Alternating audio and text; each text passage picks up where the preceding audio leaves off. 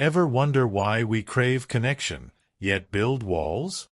Or why we chase progress, only to feel more disconnected? Dive into 3 hours of soothing exploration as we unravel the fundamental contradictions of our modern world.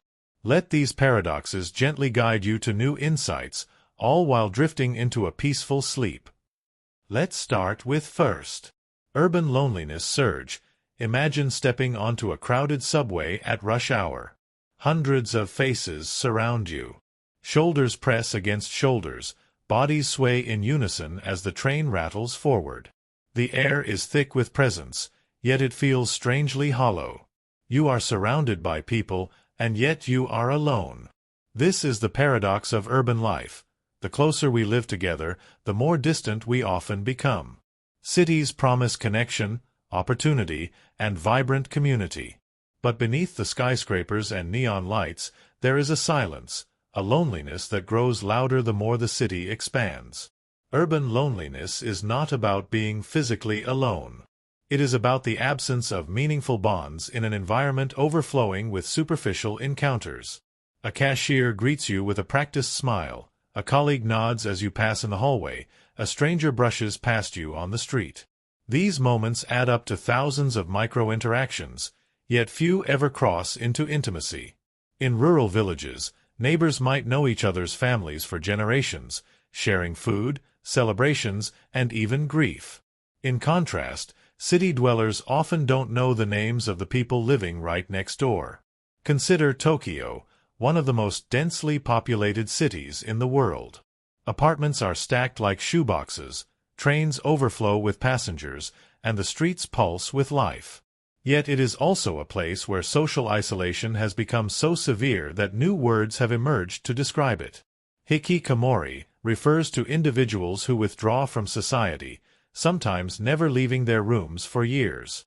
In New York, millions walk past each other daily, but research shows more than half of adults admit to feeling lonely most of the time. London, despite its thriving cultural life, has been described by its own leaders as suffering an epidemic of loneliness. The problem is not limited to one culture. It is global, spreading wherever urban density outpaces human intimacy. The architecture of cities plays its role. Tall apartment towers isolate rather than unite. Elevators replace stairwells where neighbors once stopped to chat.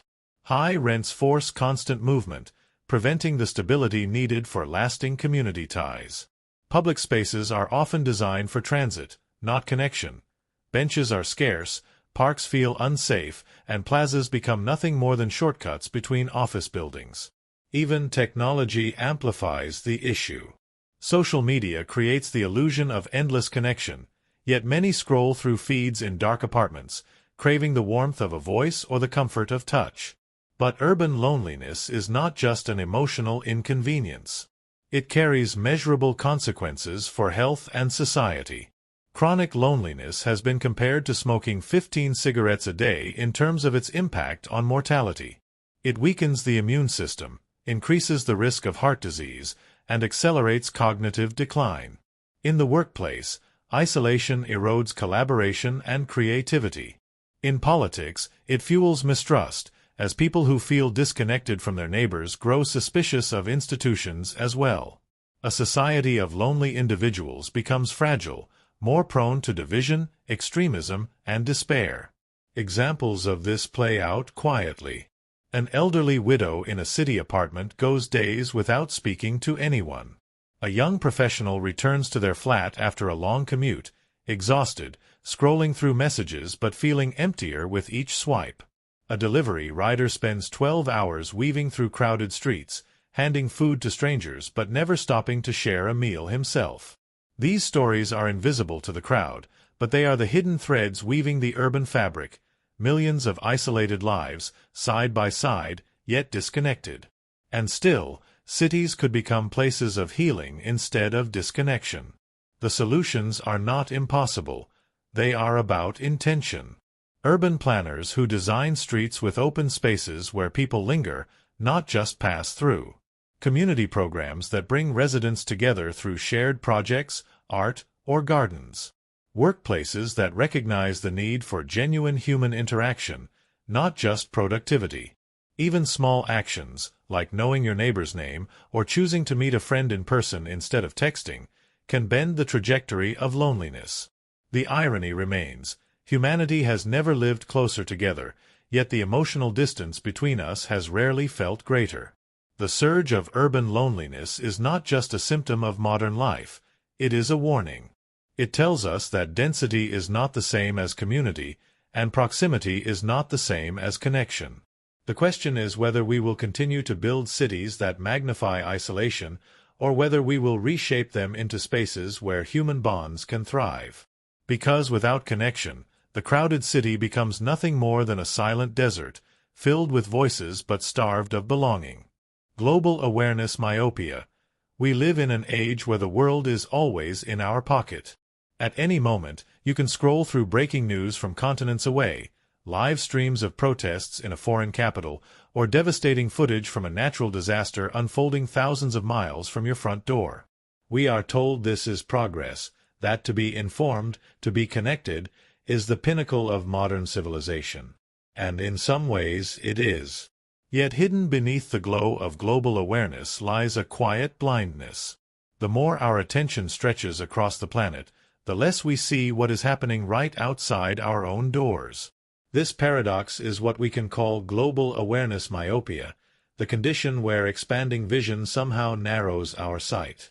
Think about how the human mind evolved. For most of history, people's world was a village, a few dozen faces, a handful of fields and forests. Empathy was designed for the tangible, for those whose voices you could hear and whose suffering you could touch.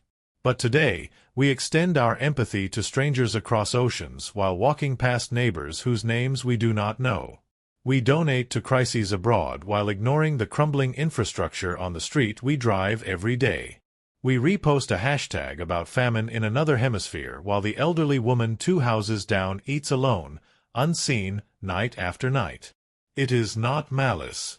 It is a distortion of attention, an illusion created by the floodlight of global information that blinds us to the candlelight of our immediate surroundings. This is not just theory. Take an example. During the height of certain international disasters, millions of dollars poured in from donations around the world. Media cycles amplified the suffering until compassion became a global currency. Yet in those same months, local food banks in wealthy nations reported shortages, volunteers dwindled, and families nearby struggled in silence. The bandwidth of empathy had been consumed by distant images. When a tragedy is framed with professional footage and broadcast to billions, it eclipses the quieter tragedies that lack cinematic coverage. We become spectators of global theater while the stage beneath our own feet rots away. Psychologists describe a phenomenon called compassion fatigue. When we are bombarded with endless streams of suffering, we shut down, not from cruelty, but from overload. The human nervous system cannot sustain infinite empathy. We become numb to the images, scrolling past them like wallpaper. And yet, paradoxically, we also become obsessed with them, convinced that true virtue lies in knowing what is happening everywhere, all the time. Meanwhile, our smaller circles, family, friends, neighborhoods, receive less of our presence. It's as if global awareness has hollowed out the local self. But this blindness carries deeper risks. Communities survive not on distant concern but on immediate participation. Your street is kept safe not by your knowledge of wars far away, but by whether you know the people who live next door. When trust erodes locally, when civic ties fray, no amount of global solidarity can replace it. Think of the cities where neighbors do not recognize one another, where people walk past collapsed bodies assuming someone else will help. This is not indifference, it is the byproduct of attention stretched too thin. We are trained to watch the world, not to live in it. Consider also the digital mirage of activism. A single post about injustice abroad may gain thousands of likes. A march on foreign soil can trigger passionate debates online. But how many of those same voices will show up when the local school board makes decisions that shape the lives of the children next door? How many will attend town hall meetings, or mentor struggling youth, or simply check in on the lonely? It is easier to feel righteous about distant causes than to face the messy, uncomfortable work of immediate responsibility. Global awareness provides the dopamine of moral engagement without the friction of local sacrifice. This imbalance can fracture societies. If every individual sees themselves as a citizen of the world but neglects being a citizen of their own block, who is left to maintain the fragile fabric of the everyday? Roads crumble, schools deteriorate, small businesses vanish, loneliness spreads. And all the while, our attention is elsewhere, carried away on the endless current of international headlines. What happens to a garden that no one tends because all eyes are fixed on the horizon? It withers, silently, until there is nothing left to return to. None of this means global awareness is bad. It is necessary, powerful, often life-saving. But it must be balanced. Empathy has to flow outward without abandoning the ground beneath us. The wisdom is ancient. Charity begins at home. Not because distant suffering does not matter, but because without roots, no tree can survive. To act locally is not to be small, it is to be foundational. A person who strengthens their community creates ripples that extend far beyond their immediate surroundings. The paradox is that by caring deeply for the nearby, you ultimately become more capable of sustaining the far away. So ask yourself, when was the last time you spoke to your neighbor not out of obligation, but out of genuine concern? When was the last time you showed up for someone not because a headline told you to, but because you noticed their silence, their absence, their quiet struggle? Awareness that is global but not local is like a lighthouse with no foundation. It shines far, but it cannot stand. The challenge of our age is not merely to know the world, but to remain present in the worlds closest to us. To see both the suffering broadcast on our screens and the suffering unspoken on our streets. To resist the seduction of distant tragedies when nearby ones call for our hands. Global awareness myopia is not inevitable. It is a choice. We can decide to reclaim our sight, to widen it not only outward but inward. For the truest measure of being informed is not how much we know about the world, but how much of the world we choose to care for with our own two hands. Free speech backlash. Free speech has long been celebrated as the cornerstone of democracy, the right that guarantees all other rights. But what happens when expanding this freedom leads not to harmony, but to louder demands for censorship? Here lies the paradox of free speech backlash. The more voices are invited to speak, the more others call for those very voices to be silenced. It is not a flaw of freedom itself, but of human reaction to it. Freedom uncovers conflict, and conflict makes us uneasy. Think of the public square as it existed centuries ago, a marketplace of ideas where only the boldest dared to speak. Dissenters risked exile or punishment, so most remained quiet. As societies progressed, protections grew stronger.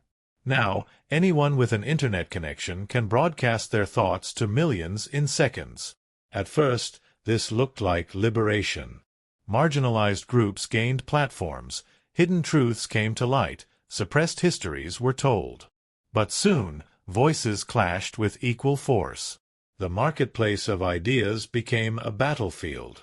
In universities, where free speech is often defended most fiercely, students now demand speakers be disinvited, books be removed, or professors be censured. To them, some words are too dangerous, too corrosive to be given a stage. This is not unlike medieval times, when heretical speech was feared as contagious. But today the danger is framed not as religious sin, but as harm to identity, dignity, or emotional safety. The expansion of who gets to speak has intensified the conflict over what speech should be permitted. On social media, the same pattern repeats. Platforms were designed to democratize expression, yet their openness has led to chaos. A single tweet can end a career, a viral video can spark outrage, and campaigns of mass reporting can silence an account overnight. The tools meant to empower users, likes, shares, flags, become weapons for silencing. People call for others to be banned in the name of protecting free expression itself. The irony is chilling. The right to speak is defended by removing the right of someone else to be heard. History offers parallels. During the Enlightenment, pamphleteers flooded Europe with ideas about liberty and equality. But just as quickly, monarchs and revolutionaries alike imposed censorship, fearing that too much freedom would unleash chaos. In the early United States, the First Amendment was written as a shield against tyranny, yet the Alien and Sedition Acts of 1798 made it illegal to criticize the government. Time and again, society expands speech, then recoils from its consequences, demanding restrictions. Today, this backlash wears a modern face: cancel culture, deplatforming, doxing. Some argue it is accountability, not censorship. After all, no one is guaranteed an audience. But when outrage mobs form to destroy reputations, when publishers refuse controversial manuscripts, when comedians censor themselves for fear of backlash, the line between accountability and enforced silence grows dangerously thin. The paradox deepens. The louder society shouts for tolerance, the less tolerance it shows for difference. The psychological roots of this are simple. Speech feels personal. Words wound because they shape identity, challenge values, and destabilize belonging. When people feel attacked, they respond not with debate but with suppression. The instinct is to eliminate the source of discomfort, not to wrestle with it. But in doing so, they create an echo chamber, a hall of mirrors where only familiar voices remain. This is comfortable, but it is not freedom. Consider the digital age's new gatekeepers, tech companies. Once champions of letting everyone speak, they now face immense pressure to regulate. Governments demand the removal of disinformation, activists push for bans on hate speech, advertisers pull funding when controversial voices remain online. The result is a form of privatized censorship, not imposed by the state, but enforced by corporations who fear the backlash more than they value the principle. The cost of absolute freedom becomes too high for them to bear. And yet, history warns us what happens when speech is curtailed. Silencing voices, even offensive ones, does not erase their ideas. It drives them underground, where they ferment into resentment and extremism. Societies that overregulate speech often discover too late that suppressed grievances return with greater force. The backlash to backlash can be far more destructive than the original words. The paradox is inescapable. Free speech guarantees that even those who hate free speech get to speak. The defender of censorship uses freedom to demand silence. The activist who demands tolerance can become intolerant of dissent. This cycle feeds itself, creating a culture where every side feels under attack and every group believes the other has too much power. The battlefield is not just online or on campuses. It is in families, workplaces, and communities, where people whisper their real beliefs in private but wear a mask in public. The question, then, is not whether speech should be free, because freedom without contradiction is impossible, but how societies manage the backlash it provokes. Do we accept that offense is the price of liberty? Do we teach resilience instead of fragility? Or do we continue down the path of silencing, hoping that if enough voices are muted, the noise will stop? But silence never truly stops the noise. It only buries it deeper, where it grows darker, stronger, more dangerous. The expansion of speech is messy, uncomfortable, and often painful, but it is also the clearest sign that freedom is alive. The backlash will always come, but so will the counter-backlash, because once voices are unleashed, they rarely disappear. They echo, they resist, they return. And perhaps that is the truest lesson of free speech. Not that it makes us safe, but that it forces us to confront the reality of living together with differences too loud to ignore. Economic growth inequality. Economic growth is often celebrated as the ultimate measure of progress. Headlines proclaim rising GDP, booming stock markets, and record-breaking corporate profits.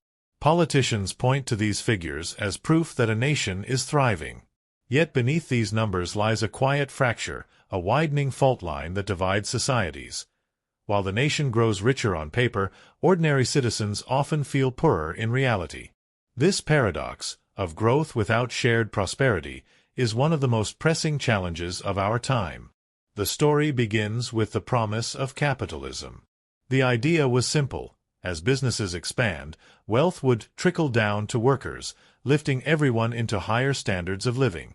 For much of the 20th century, this seemed true. After World War II, economies in places like the United States, Western Europe, and parts of Asia experienced rapid expansion. Wages rose alongside productivity. A factory worker could buy a house, send children to college, and even save for retirement. Growth felt like progress. But beginning in the late 1970s, the pattern began to shift. Corporations embraced globalization, moving factories overseas where labor was cheaper. Automation replaced assembly lines with machines. Financial markets exploded in influence, shifting value away from wages and toward capital gains. As a result, productivity kept climbing, but wages for average workers stagnated. The gap widened between the top earners and the middle class, creating a society where wealth became concentrated in fewer and fewer hands. The numbers tell the story starkly. In the United States, since 1980, the income of the top 1% has soared by hundreds of percent, while the wages of the bottom 50% barely budged. Globally, billionaires multiply faster than ever, their wealth compounding at rates far outpacing economic growth itself. At the same time, families working 2 or 3 jobs struggle to cover rent and health care. The irony is striking. Nations appear wealthier in aggregate, yet their citizens feel more financially insecure. Consider China, one of the fastest-growing economies in modern history. In just a few decades, it lifted hundreds of millions out of poverty. Yet, as skyscrapers rose and cities glittered, inequality surged. Rural workers often remained left behind, creating stark divides between urban elites and rural populations. Or take India, where tech billionaires emerge at world record speed, while vast numbers still lack access to clean water and stable employment. Growth can be immense, yet uneven, benefiting those closest to capital and technology. But inequality isn't just about income. It extends into education, healthcare, and opportunity itself. A child born into a wealthy family has access to private schools, tutors, and networks that open doors to elite universities. Another child, equally talented, born into poverty, may never escape the limits of their environment. Economic growth, instead of leveling the playing field, often deepens the divide. Some argue this inequality is natural, even necessary, for innovation. After all, ambition and competition drive progress. But the question is not whether inequality should exist, it always will, but how wide the gap should be before it tears societies apart. When CEOs earn hundreds of times more than their employees, when housing prices push entire generations out of ownership, when medical bills bankrupt families while pharmaceutical executives cash in bonuses, the social contract begins to fracture. Growth loses its meaning if it cannot be felt by the majority. Examples of this fracture are everywhere. In the U.S., the 2008 financial crisis revealed the fragility of a system where banks were bailed out while ordinary homeowners lost everything. In Latin America, resource booms created billionaires but left slums untouched. In Europe, austerity policies meant that while markets stabilized, citizens endured wage freezes and cuts to public services. And even in countries that boast miracle growth stories, like Singapore or the Gulf states, migrant workers often live in conditions invisible to the glossy surface of prosperity. What makes this inequality even more dangerous is perception. People are not blind to the growing gap. Social media amplifies comparisons. Workers see the private jets of billionaires while calculating how to afford groceries. The psychological weight of this awareness breeds resentment, polarization, and unrest. Movements like Occupy Wall Street, the Yellow Vests in France, or protests in Chile are fueled not by the absence of growth but by its uneven distribution. The consequences are not just economic, they are political and cultural. Inequality erodes trust in institutions. When citizens believe the system is rigged for the wealthy, they lose faith in democracy itself. They turn toward populist leaders who promise radical change, sometimes at the cost of stability. Inequality also reshapes culture. Consumerism glorifies the lives of the rich, making poverty feel even more humiliating. The gap is no longer just about money, it becomes about dignity, recognition, and belonging. And here lies the haunting paradox. Growth was meant to unite societies in prosperity, yet it often divides them. The national wealth increases, but the average family feels squeezed, caught between rising costs and stagnant wages. The economy becomes like a rising tide that lifts only the yachts, while the small boats struggle to stay afloat.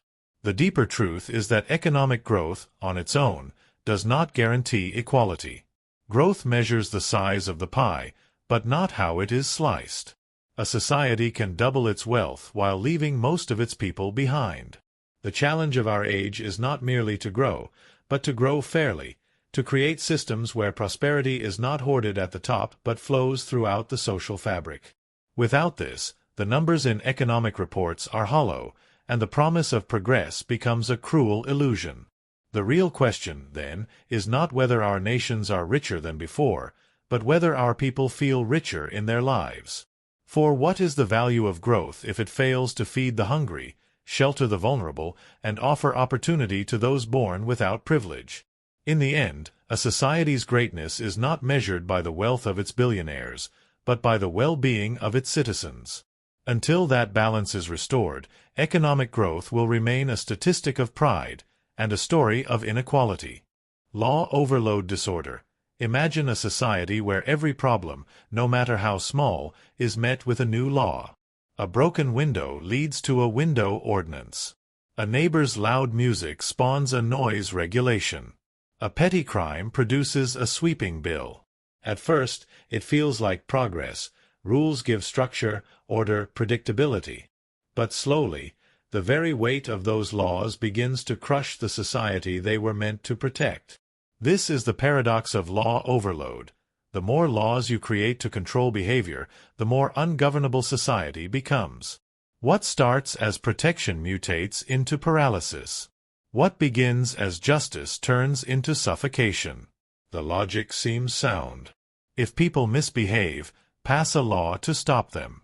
If crime grows, strengthen penalties. If loopholes appear, close them with new clauses. But history shows us a darker pattern. Every added layer of law creates complexity, ambiguity, and contradiction. Citizens can no longer keep track of what is permitted or forbidden. Leaders no longer govern with clarity, but with a tangled web of statutes, exceptions, and amendments. In ancient Rome, the jurist Tacitus once warned, "The more corrupt the state, the more numerous the laws." He wasn't just pointing at corruption. He was describing how an overproduction of laws becomes a form of corruption itself, eroding clarity, breeding loopholes, and empowering those who can exploit confusion. Consider modern tax codes. In some countries, the tax laws run into tens of thousands of pages. The average citizen has no hope of fully understanding them, so compliance becomes selective, partial, or outsourced to experts who themselves argue endlessly over interpretations. Laws meant to ensure fairness end up empowering the wealthy, who can afford armies of accountants and lawyers to bend complexity to their advantage. Meanwhile, the ordinary worker lives in fear of mistakes that can carry devastating fines or punishment. The law, meant to serve everyone, mutates into a tool of privilege and oppression, precisely because it has become too vast to grasp. The same happens with everyday regulations. Look at city zoning laws. In some places, they are so dense and contradictory that building a simple house requires navigating an obstacle course of paperwork, hearings, and appeals.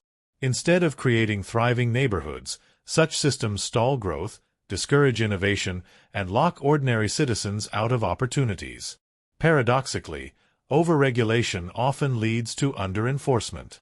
When there are too many laws, authorities cannot enforce all of them consistently. They cherry-pick which laws to enforce, often guided by politics, corruption, or personal bias. This selective enforcement erodes trust. Citizens see that the law is not applied equally, and so they begin to disregard it altogether. Even in authoritarian states, law overload reveals its weakness. The Soviet Union produced endless decrees, rules, and prohibitions, attempting to regulate every aspect of life, from farming quotas to artistic expression. But the sheer mass of regulations bred cynicism. People found ways around them, creating black markets, underground movements, and an entire culture of pretending to comply while quietly resisting. The state that tried to control everything with law ended up unable to control the essentials. Its collapse was not just political, it was administrative, a breakdown under the weight of its own rules. The deeper truth is that laws are not just commands, they are signals. They tell people what society values and how it expects them to behave. But when there are too many, the signals blur into noise. Imagine a road plastered with hundreds of signs, speed limits, warnings, exceptions, prohibitions. Drivers would freeze, unable to move for fear of breaking a rule. Some would panic. Others would ignore the signs entirely, gambling that enforcement is impossible. That road is not safer, it is more dangerous. The same holds true for society. A body of laws that is too large becomes indistinguishable from lawlessness itself. There is also a psychological cost. A citizen who knows they are constantly breaking minor laws too obscure to avoid, lives with low-grade fear and distrust. That fear can be used as leverage. Governments, corporations, or even petty officials can selectively punish when it suits their interests, turning technical violations into weapons of control. This is why totalitarian regimes rarely need to punish everyone. They only need to punish selectively, because in a system of endless laws, everyone is always guilty of something. Fear of arbitrary punishment keeps people compliant, even when enforcement is rare. But perhaps the most dangerous consequence of law overload is that it erodes the spirit of law itself. Laws are supposed to reflect justice, fairness, and order. They are supposed to bind a community together with shared principles. When laws become too many, they lose that sacred weight. Citizens no longer see them as moral or meaningful, but as clutter, obstacles, or tools of manipulation. Respect for law fades. Once people stop believing that the law is just, society slides toward chaos, not because of too little law, but because of too much. So what is the alternative? A society that values fewer but stronger laws. Laws that are simple, clear, and enforceable. Laws that everyone can understand without needing an interpreter. Ancient codes like Hammurabi's or the 12 Tables of Rome were not perfect, but their simplicity gave them power. They were carved in stone, visible to all, and brief enough that citizens could remember them. Modern democracies often forget this lesson, burying their people under mountains of legal text. But clarity is not weakness. Restraint in lawmaking is not laziness, it is wisdom. It acknowledges that society cannot be engineered into perfection, that human behavior cannot be micromanaged without destroying freedom itself. The irony is striking.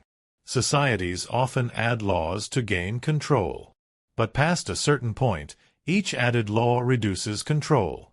The system becomes unwieldy, enforcement becomes arbitrary, and respect collapses. In the attempt to perfect order, disorder grows. In the attempt to tighten control, power slips through the cracks. Law overload is not governance, it is self-sabotage. The challenge of every nation, every government, is not to write more rules, but to write better ones. To understand that simplicity, clarity, and fairness achieve what volume never can.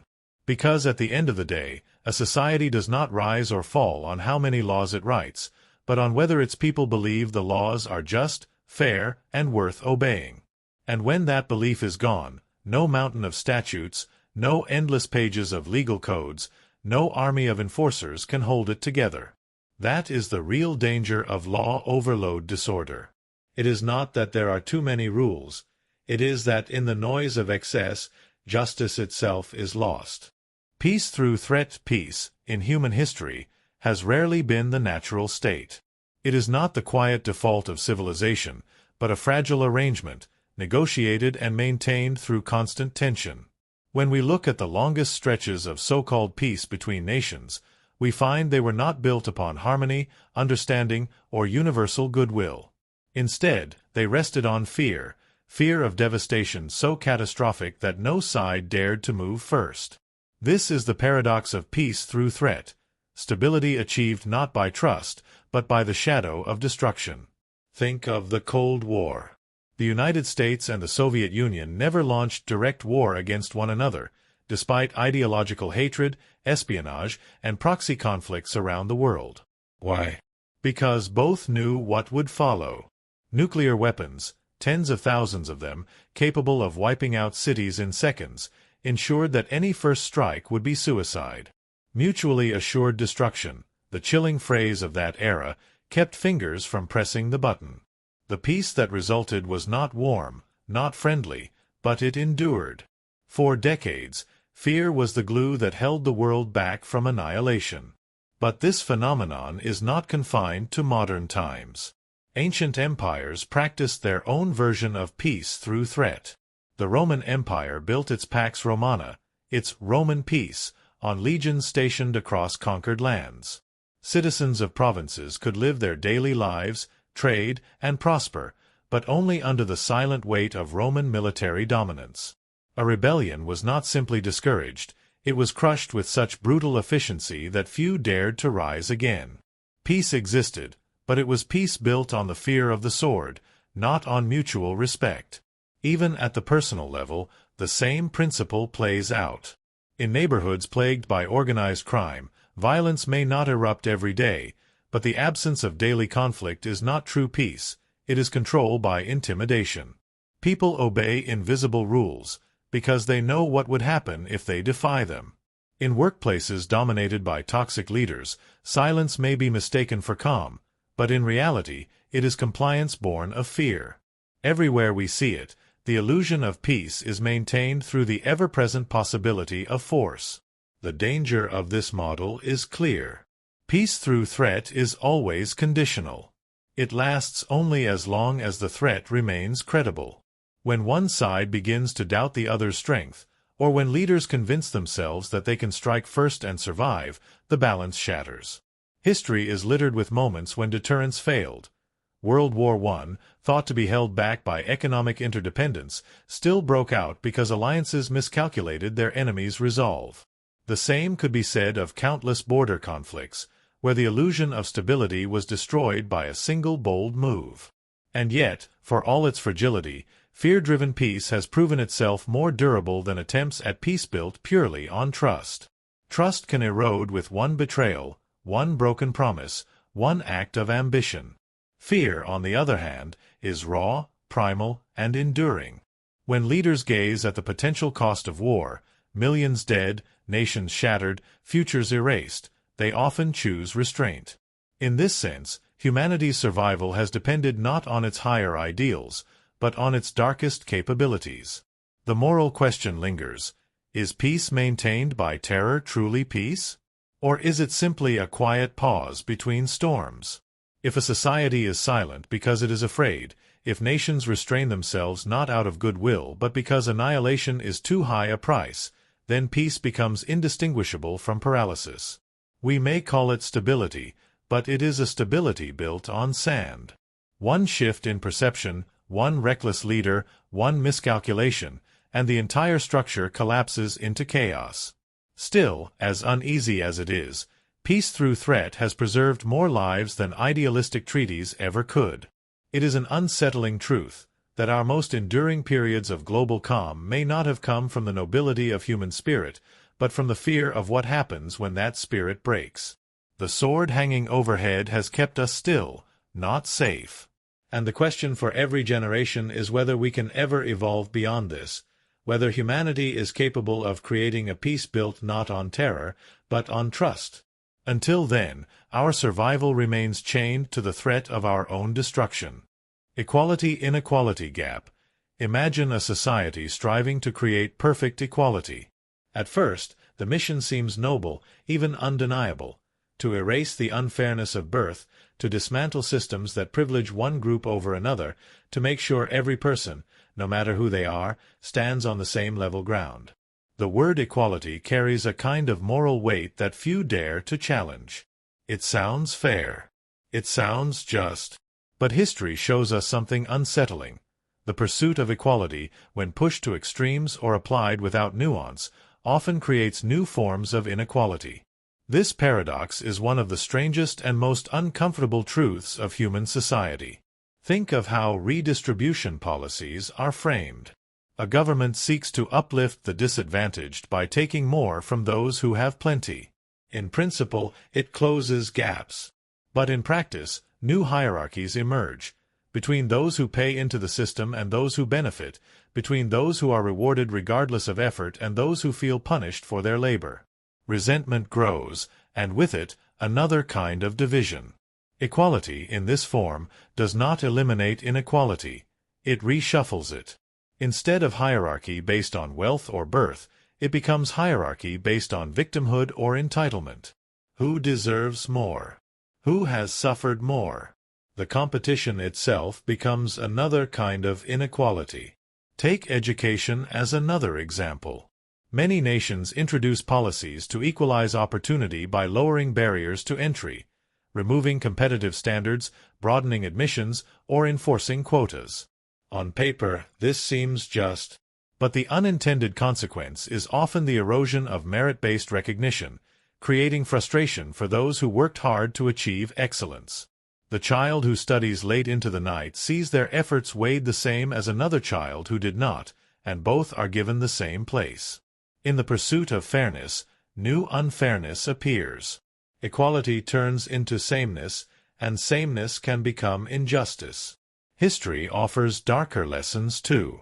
In revolutionary movements across the world, from the French Revolution to certain communist regimes, the call for equality was a rallying cry that overthrew kings and toppled empires.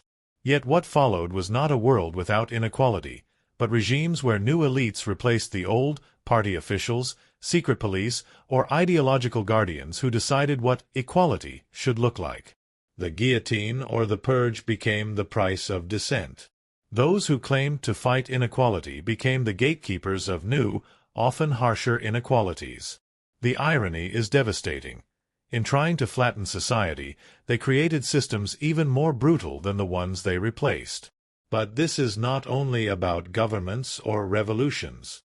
Even in everyday life, the pursuit of equality can twist itself. Think about workplaces where policies designed to ensure fairness sometimes end up creating favoritism. A company eager to demonstrate diversity may prioritize certain identities over others, creating a reverse exclusion. Those who feel overlooked begin to see equality not as balance, but as bias in disguise. And slowly, the culture fractures, between those who feel included and those who feel left behind. The heart of the paradox is this: true equality is impossible, because humans are not the same. We differ in talent, in desire, in strength, in creativity, in will. To deny this is to deny reality.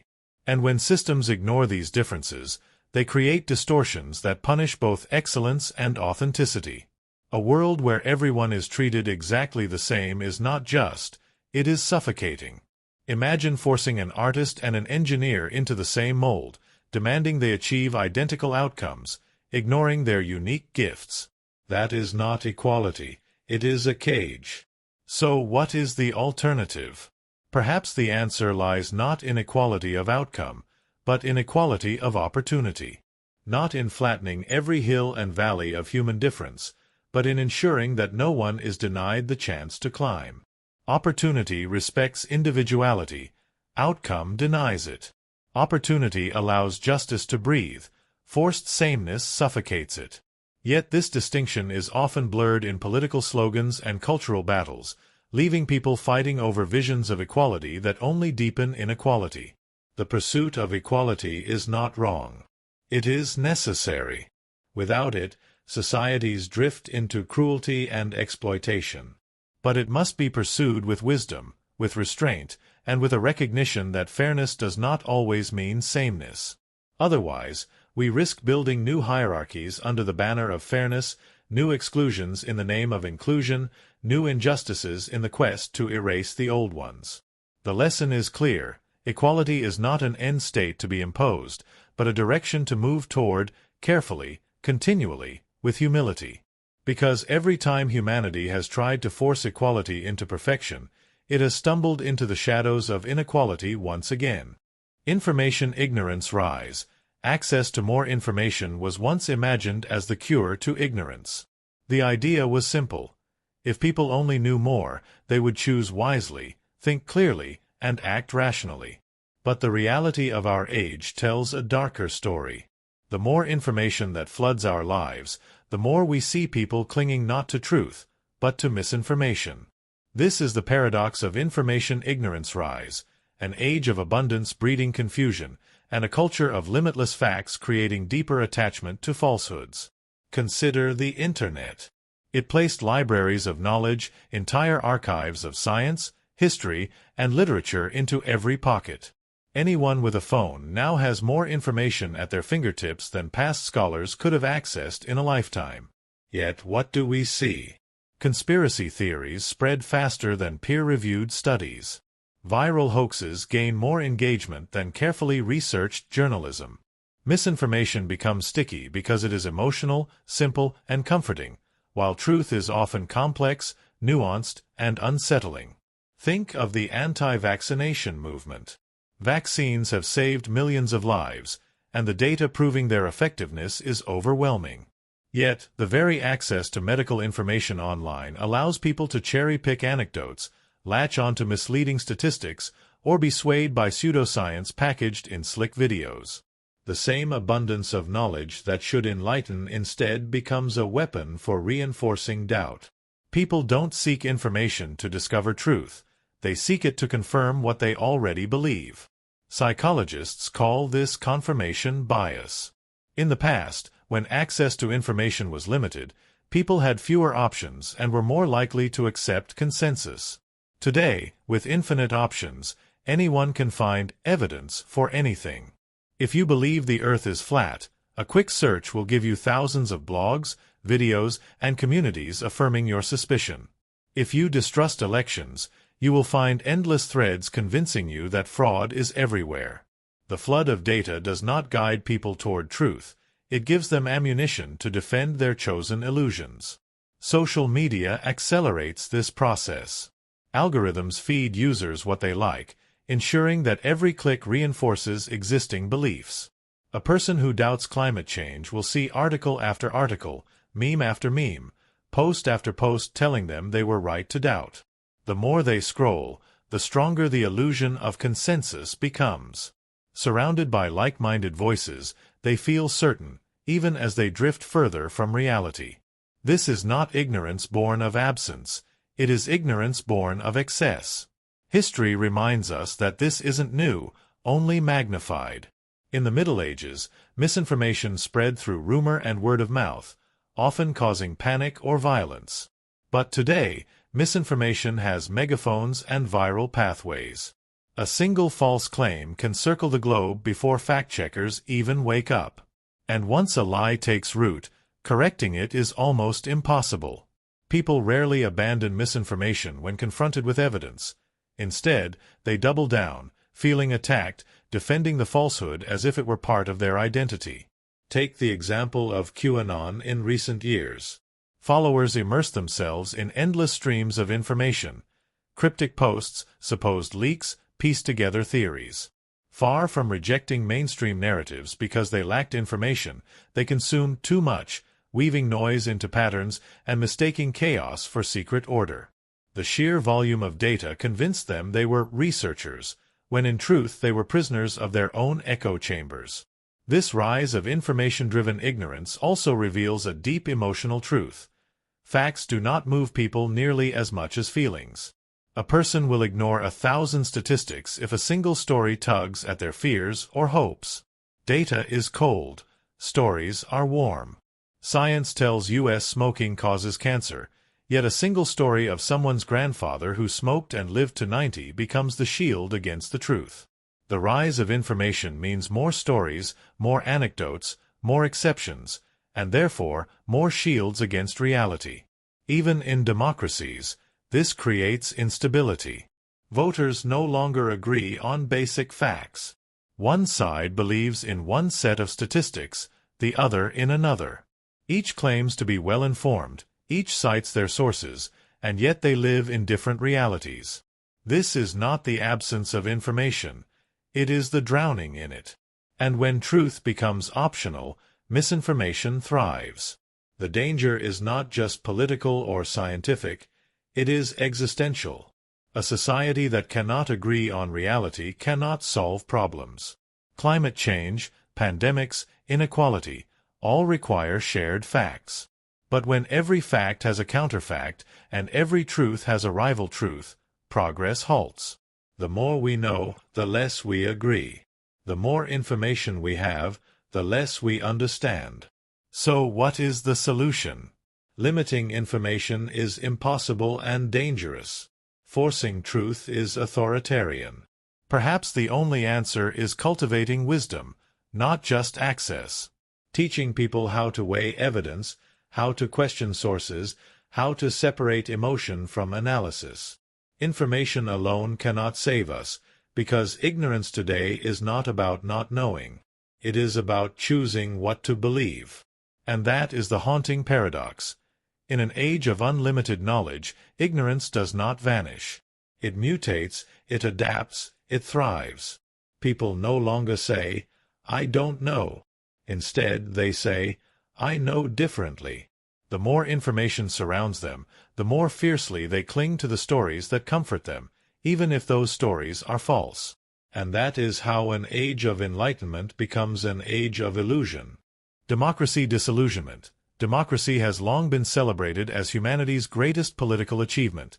The system where the people's voice shapes the destiny of nations, where rulers are accountable to the ruled, and where ballots, not bullets, decide the future. For centuries, struggles were fought, blood was spilled, and revolutions were waged in the name of democracy. Today, more people around the world live under democratic systems than at any other point in history. Voter participation, in many places, is on the rise. Citizens are lining up at polling stations, registering online, even braving violence or intimidation to cast their ballots. Yet paradoxically, at the very same time, trust in democratic institutions is sinking. The question echoes, how can more people participate in democracy while simultaneously believing less in its power? The paradox begins with the difference between participation and belief. Casting a vote is an act of hope, but it is also often an act of necessity. People vote not always because they believe the system is working, but because they fear what might happen if they don't. They may feel compelled to choose between two flawed options, a lesser evil rather than a true representative. The ritual of voting remains, but the faith that the system responds to the will of the people begins to erode. In country after country, surveys show the same pattern. Citizens say they believe in the idea of democracy, but they are skeptical of the practice. Corruption scandals erode trust. Politicians promise reforms yet deliver little. Campaigns are increasingly dominated by money, media manipulation, and polarization rather than genuine debate. Ordinary people begin to feel that their voice is just one in a sea of millions, easily drowned out by the louder, wealthier, and more powerful. Take the United States as an example. Voter turnout in recent elections reached some of the highest levels in modern history, particularly in 2020. Yet polls also reveal that trust in Congress, in political parties, and even in the electoral system itself is near historic lows. Many Americans believe elections are influenced by corporate money, partisan gerrymandering, or even misinformation campaigns. The act of voting has not disappeared, but the belief that voting matters in shaping fair governance has weakened. Europe tells a similar story. In countries like France, voter turnout remains significant, but movements like the Yellow Vests erupted out of frustration with elites who seemed distant from the lives of ordinary citizens. In Eastern Europe, democratic transitions promised freedom and prosperity after the fall of communism. Yet decades later, many citizens feel disillusioned, seeing corruption and inequality persist while elites reap the benefits of power. Voters show up at polls, but their trust drains away each time promises are broken. In parts of Africa and Asia, where democracy is younger, the contradiction is even sharper. Citizens stand in long lines under the sun, risking intimidation, sometimes even violence, to cast their ballots. They believe in the act of voting as a statement of dignity, yet afterward they witness governments plagued by cronyism, weak institutions, and exploitation of power. Participation grows not because trust is high, but because democracy still represents the least worst option compared to dictatorship or chaos. Technology has deepened the paradox further. On the one hand, social media has mobilized millions, empowering grassroots movements and giving voice to people long silenced. On the other hand, it has accelerated polarization, amplified disinformation, and weakened the shared sense of truth that democracy requires to function. People log on and see corruption exposed, lies spread, and chaos amplified. The curtain has been pulled back on the ugliness of politics, and with transparency comes disillusionment. What makes this disillusionment dangerous is its slow erosion of faith in the system itself. If people believe their vote does not matter, they may still participate out of habit, out of fear, or out of duty. But over time, cynicism sets in. Citizens begin to view institutions, parliaments, courts, media, not as guardians of democracy but as tools of the powerful. When disillusionment deepens, it opens the door for populists and strongmen to step in, promising to fix democracy by bending it toward their will. History shows us that democracies rarely collapse in a single night. They decay slowly, hollowed out by apathy and distrust. The danger is not that people will stop voting, it is that they will stop believing their vote carries meaning. Once citizens see democracy as a game rigged against them, the very legitimacy of the system begins to crumble. And yet, paradoxically, the act of voting persists. Citizens still march to polling stations, some proudly, others reluctantly. They know democracy may not deliver justice, but its alternatives, dictatorship, chaos, oppression, are worse. This duality, participation without trust, is the heart of the modern crisis. Democracy survives not because it is loved, but because it is less feared than what might replace it. This is the disillusionment of our time. More ballots cast than ever, yet fewer hearts believing in the promise behind them. A system built on faith risks becoming an empty ritual if that faith disappears. The ultimate question looms: can democracies renew themselves before distrust erodes them beyond repair? Or will we continue marching to the polls, casting votes with our hands, while our hearts quietly slip away from the system we once believed in? Transparency distrust. Imagine a government proudly announcing that it will open its doors wide to the public. Every record made accessible. Every transaction visible. Every decision documented. At first glance, it feels like progress. Transparency promises honesty, accountability, a cure for corruption. But here lies the paradox. The more we reveal, the more suspicion grows. The closer citizens peer into the machinery of governance, the more they see not clarity, but complexity, contradiction, and ambiguity. Instead of reassurance, transparency often breeds doubt. Instead of trust, it can plant deeper seeds of distrust. Why does this happen? Because transparency is not the same as understanding. Imagine standing in the cockpit of an airplane mid-flight. You see hundreds of blinking lights, buttons, and levers, but unless you are trained, the sight is overwhelming, even alarming. You might suspect the pilot is hiding something, or worse, that they don't know what they're doing. Yet to the trained eye, the chaos is order. In governance, opening the cockpit to the public without giving them the training to read it can turn routine complexity into fuel for conspiracy theories. People misinterpret what they cannot understand, and transparency without context becomes distortion. Take financial disclosures. When politicians reveal every investment, donation, and expenditure, the goal is to prove integrity. Yet in practice, citizens often scan those numbers not with relief, but with suspicion. Why did they spend money there? Why did this contract go to that company? Why does this figure not match another? Even if there is no wrongdoing, the sheer volume of data invites endless speculation. Every connection can be painted as corruption. Every inconsistency becomes scandal.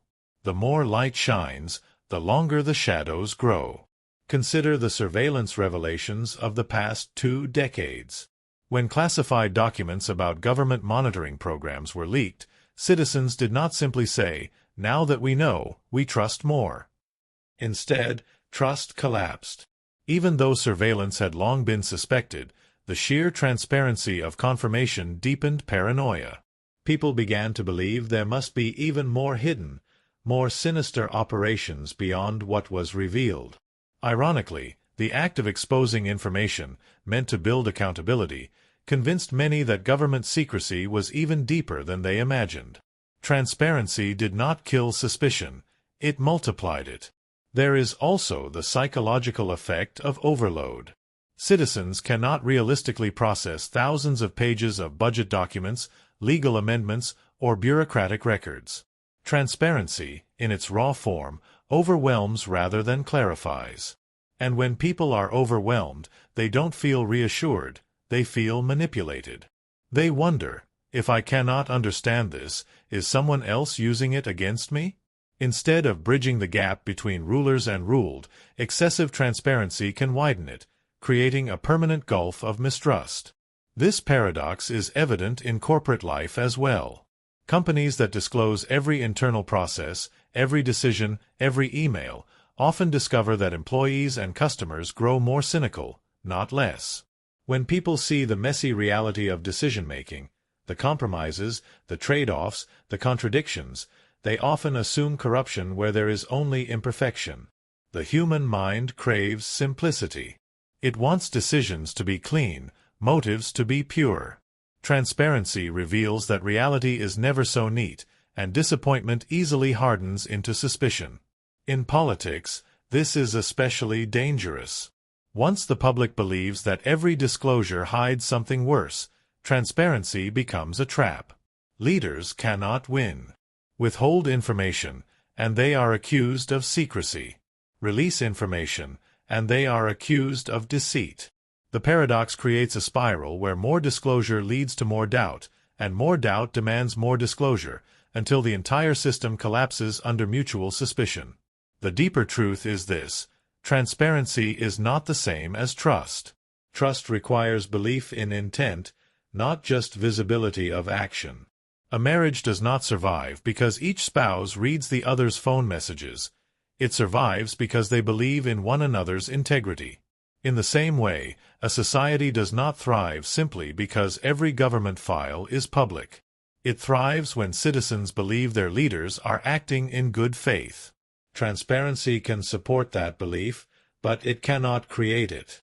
Without trust, transparency becomes poison. The challenge, then, is balance. Too little transparency, and corruption festers in the shadows. Too much, and suspicion consumes the light. True governance lies in selective clarity, enough disclosure to demonstrate accountability, but not so much that every routine detail becomes a weapon of distrust. What people need is not the raw flood of data, but context, explanation, and the assurance that principles are guiding action. In other words, trust cannot be legislated into existence by transparency alone. Because at the end of the day, suspicion is not killed by information. It is killed by integrity. A leader who acts consistently, fairly, and with visible principles builds more trust than one who releases endless documents. A society that sees justice carried out, corruption punished, and promises kept will believe in its institutions, not because of how many files they can download, but because of how often they see fairness lived out. Transparency without integrity is noise.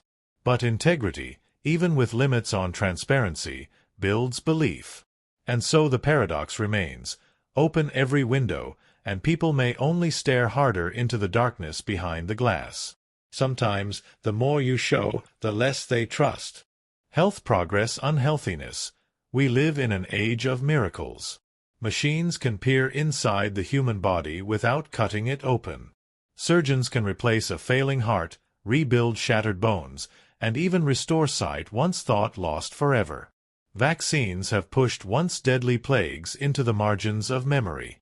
Antibiotics, antiviral therapies, advanced imaging, robotic precision, all these are achievements our ancestors could not have even imagined. On the surface, humanity appears to be winning its timeless war against disease.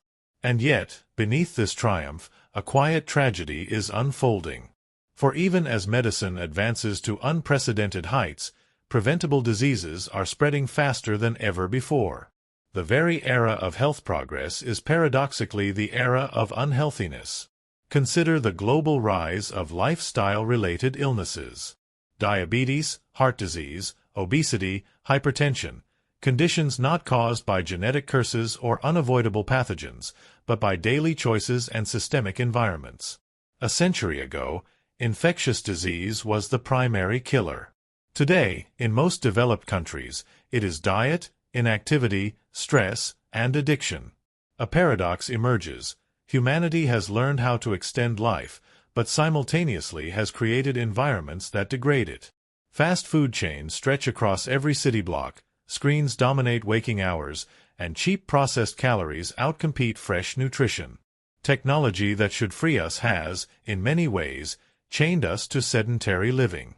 Take obesity as an example. In 1975, the global obesity rate hovered around 5%. Today, it has more than tripled. Childhood obesity is exploding, ensuring a future generation predisposed to illness before adulthood even begins.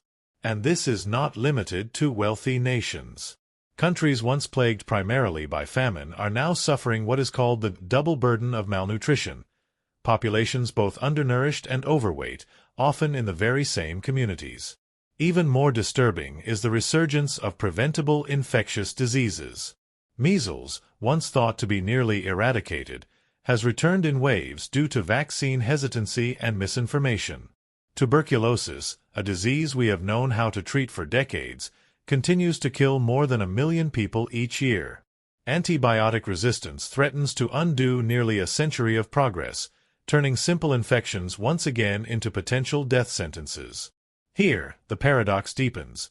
Humanity's medical advances give us the tools, but our own negligence, ignorance, and sometimes arrogance strip away the benefits.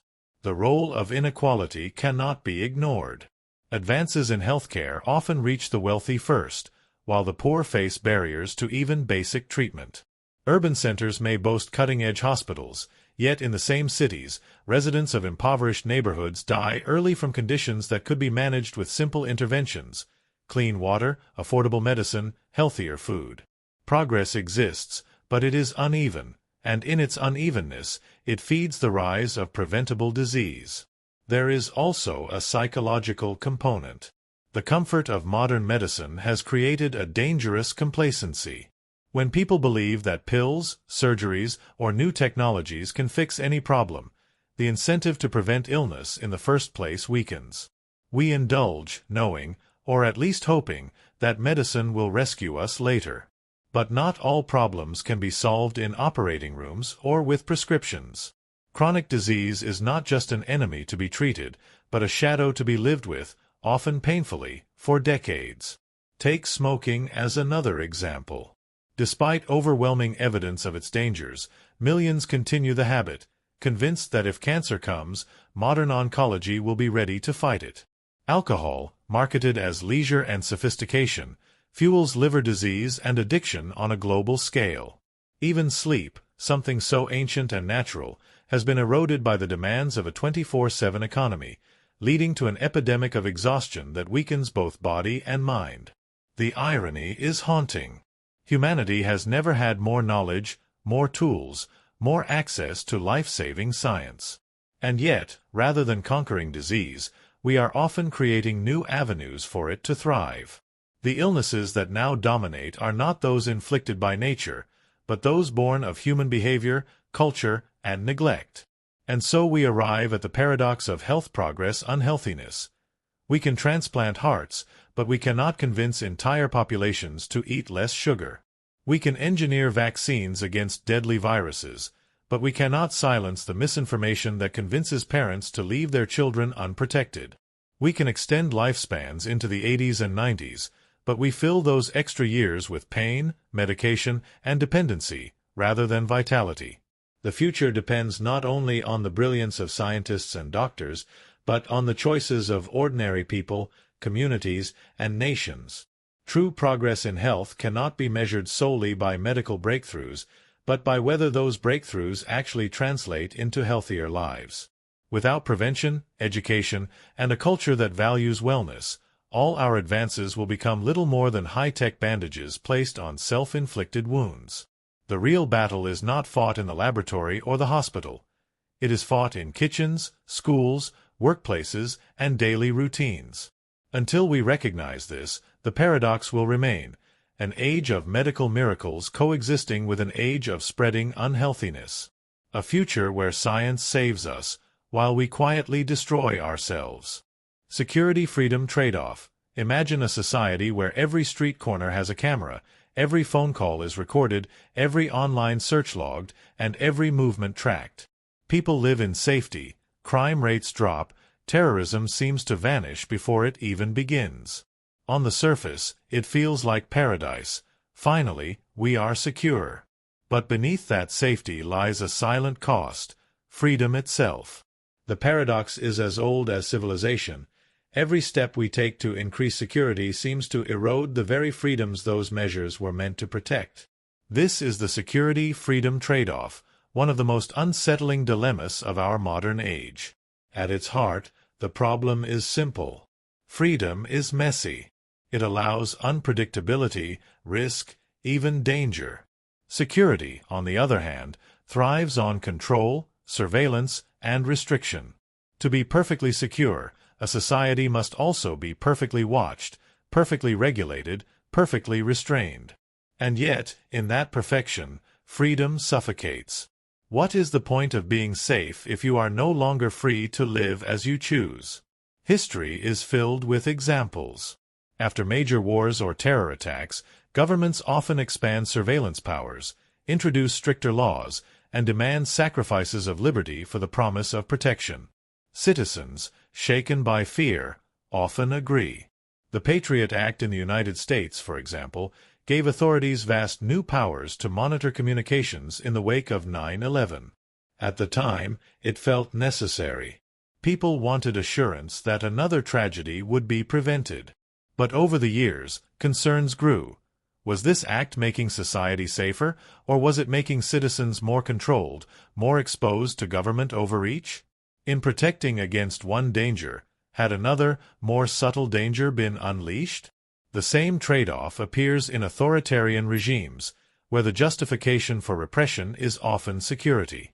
Leaders promise stability, order, and safety if citizens surrender certain freedoms. In exchange, dissent is crushed, speech is policed, movement is restricted.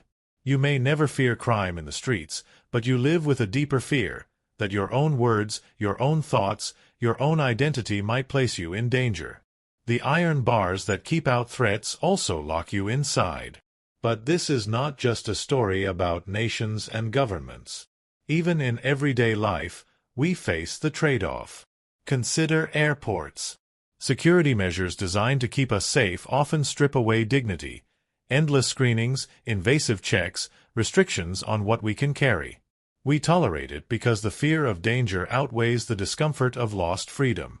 Yet the question lingers, how much intrusion is too much? At what point does the price of safety outweigh its benefits? Technology has magnified this dilemma. Smartphones, smart homes, and digital platforms promise protection. Location sharing for safety, biometric locks for privacy, algorithms to detect suspicious activity. But the same tools that protect us also monitor us, harvesting data, shaping behavior, and narrowing the scope of what we can do without oversight. We live in an age where being safe means being visible, where privacy feels like a luxury, and where invisible hands decide what is secure enough for us to say, do, or even think. And the most dangerous part of this trade-off is how easily it becomes permanent. Freedoms surrendered in times of crisis are rarely returned. Surveillance programs meant to be temporary often expand and normalize. What begins as an emergency measure becomes the new baseline, and soon, people forget what freedom felt like before. In this way, the erosion of liberty happens not with a sudden collapse, but with a slow, silent fade. The paradox of the security-freedom trade-off is that it forces us to confront what we value most. Do we fear risk so much that we will lock ourselves into a cage to avoid it?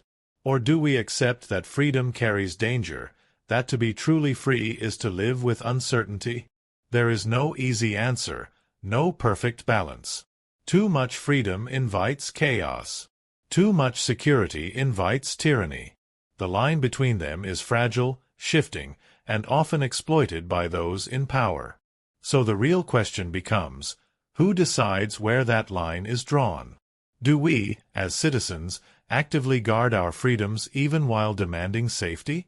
Or do we let fear guide us, giving away pieces of liberty until one day we wake up secure, but no longer free? The trade-off is not abstract. It is the defining struggle of modern life. And the choice we make, between freedom and security, will determine whether our societies remain alive with possibility or safe but hollow, like cages built for our own protection. Tolerance-intolerance flip. Tolerance is often held up as the highest virtue of modern society. It is the promise that people of different beliefs, lifestyles, and perspectives can coexist without fear. It sounds noble, even unshakable, until you notice the strange reversal that hides beneath it. The more loudly we call for tolerance, the more quickly we see intolerance rise toward those who think differently. This is the tolerance-intolerance flip, a paradox where defending openness becomes a justification for shutting down dissent. Think of the university campus. For decades, these spaces have been symbols of intellectual freedom, where diverse viewpoints were meant to collide and sharpen one another. Yet today, speakers are often cancelled, debates are disrupted, and discussions are shut down in the name of tolerance. The argument goes, certain ideas are intolerant, therefore they must not be tolerated. At first glance, it makes sense, why give hate a stage? But taken further, it risks creating a culture where the mere accusation of intolerance is enough to silence opposing views entirely. The space meant to welcome difference becomes a place of fear, where only the acceptable perspectives survive. This is not confined to academia. Online platforms, workplaces, even governments fall into the same pattern. Social media was built as a stage for free expression. Yet, outrage spreads like wildfire, and tolerance becomes conditional. We support free voices, except those voices. A comedian makes an offensive joke, a politician voices an unpopular opinion, a writer explores a controversial theme, and suddenly the demand for tolerance of one group transforms into intolerance toward another. The very people who once demanded inclusion are now gatekeeping who deserves to be included. The philosopher Karl Popper warned of this in what he called the paradox of tolerance. He argued that if a society is completely tolerant, it risks being destroyed by the intolerant. Therefore, society must reserve the right not to tolerate intolerance. But here is where the problem begins. Who decides what counts as intolerance? Is it racist speech? Religious criticism? Political satire? A harsh truth about history? Once the definition is flexible, the line between protecting tolerance and enforcing conformity begins to blur. Real-world examples are everywhere. Debates over gender identity, religion, race, and politics frequently cross into this paradox. Someone raises a dissenting question, perhaps clumsy or poorly worded, and instead of being answered, they are labeled as intolerant. Instead of dialogue, there is denunciation. Instead of persuasion, there is punishment. What began as a call for tolerance of marginalized voices becomes intolerance of any voice that diverges from the new orthodoxy. Consider how public conversations about immigration play out. Advocates demand tolerance for newcomers, a vital and just cause. But when someone expresses concerns, whether about culture, economy, or security, they are often branded as xenophobic, even if their concerns are rooted in data or genuine anxiety. In effect, tolerance for one group can slide into intolerance of another. The conversation collapses, leaving both sides hardened, defensive, and divided. This dynamic also shows up in personal relationships. Friend groups fracture when one member expresses an unpopular belief. Families split when political conversations turn into loyalty tests. Tolerance, once meant to bind people together, becomes the very force that tears them apart. People stop listening because they fear that disagreement equals disrespect. But without disagreement, tolerance loses its meaning. It becomes mere compliance. The deeper issue is that tolerance has shifted from enduring difference to demanding affirmation. In its original sense, tolerance meant living with ideas you disliked, even hated, while still respecting the right of others to hold them. But in today's climate, tolerance often means you must celebrate and endorse those ideas, or risk being labeled intolerant yourself. This subtle shift is what makes the flip so dangerous.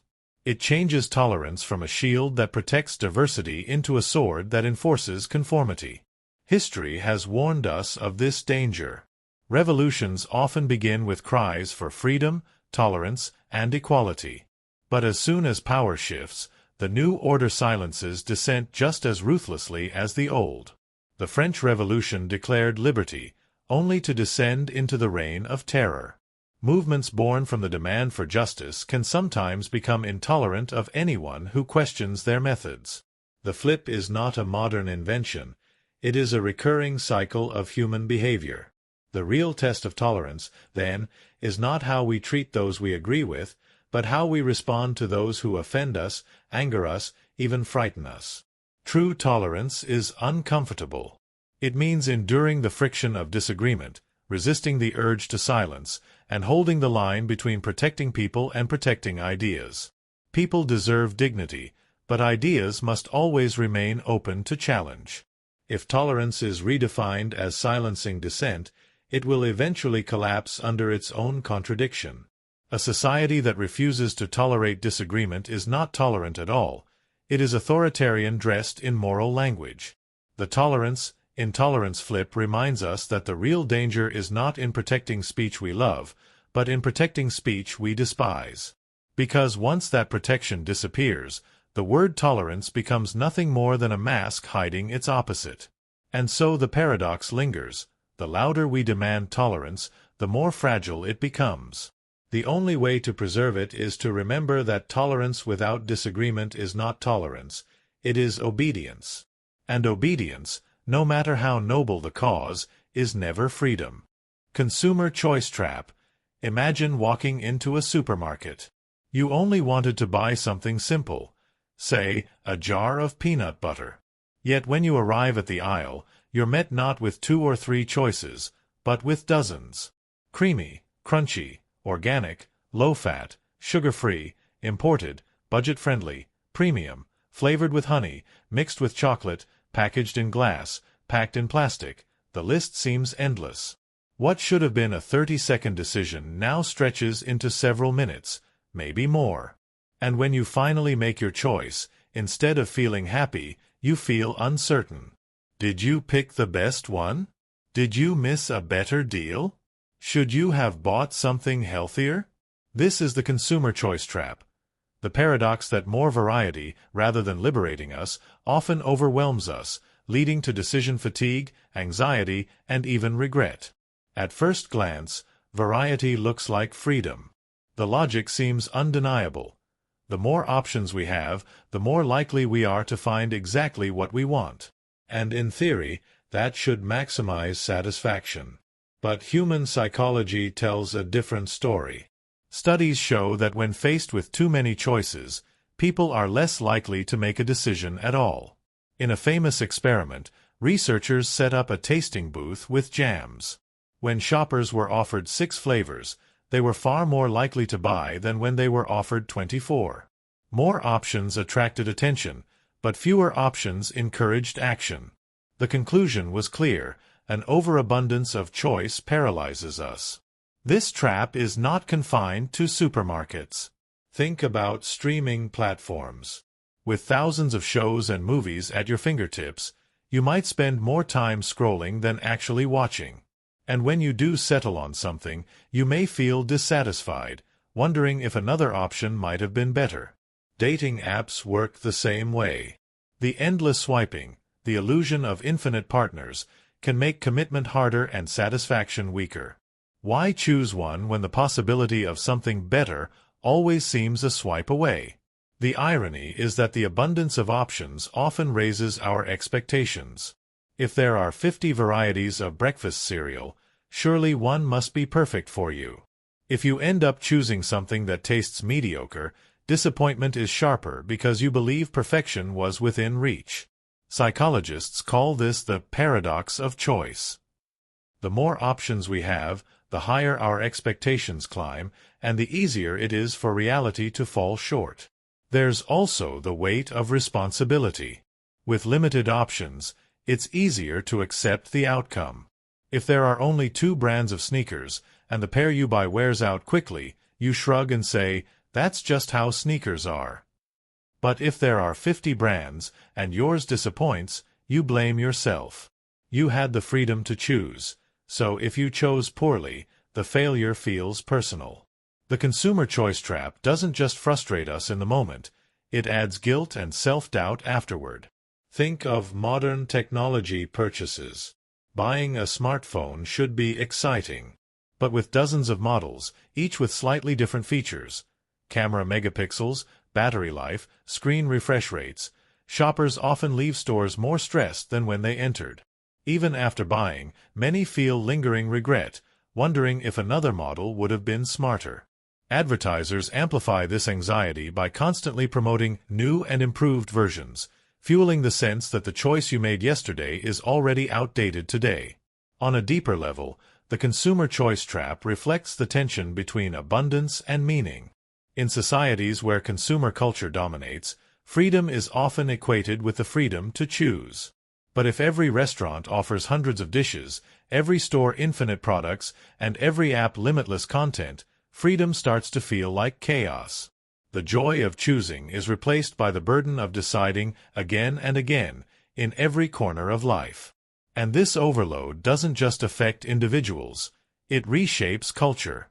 When people are constantly faced with overwhelming options, they may retreat into safe patterns, sticking with familiar brands or recommendations rather than exploring. Others may develop a fear of missing out, leading to constant dissatisfaction. Paradoxically, more choice doesn't expand our world. It shrinks it because we no longer trust our ability to navigate abundance. The tragedy of the consumer choice trap is that abundance was meant to empower us. Marketers promised that more options would bring us closer to happiness, personalization, and fulfillment. But the reality is that abundance often leaves us restless, second-guessing, and less satisfied. True freedom may not lie in the number of choices available, but in the clarity of knowing what truly matters to us. In the end, the question is not how many options we have, but whether those options lead to peace of mind. Perhaps real satisfaction doesn't come from scanning endless shelves or infinite menus, but from choosing with intention, from valuing enough rather than chasing perfection. Because when every choice feels like a trap, abundance stops being a gift and becomes another burden of modern life. Development displacement. Picture a skyline rising. Steel towers claw their way upward, glass walls reflecting the promise of modernity. Roads widen, bridges stretch, trains thunder through new tunnels. The language of progress is everywhere: growth, renewal, revitalization. But beneath the scaffolding, another story unfolds. Families who lived in those neighborhoods for generations are packing their belongings into cardboard boxes. Small shops with faded signs close their shutters for the last time. Communities that once thrived in the shadows of these cities are being erased, not by fire or flood, but by development itself. This is the paradox of development displacement. The very projects meant to improve life end up forcing people from their homes. On paper, the logic feels noble. Urban development promises better housing, cleaner streets, efficient transit, and safer infrastructure. Who wouldn't want that? But the ground reality is often cruel. Entire communities are uprooted to make way for highways, airports, industrial parks, or luxury apartments. The people who are displaced are rarely the ones who benefit. They lose their homes, their neighborhoods, their social fabric, while others enjoy the fruits of progress. History is full of examples. In the 1950s and 60s, the United States saw the era of urban renewal. Politicians claimed they were clearing slums and making cities modern. But in practice, highways cut through the heart of thriving minority neighborhoods. Black communities in cities like Detroit, New Orleans, and New York were torn apart.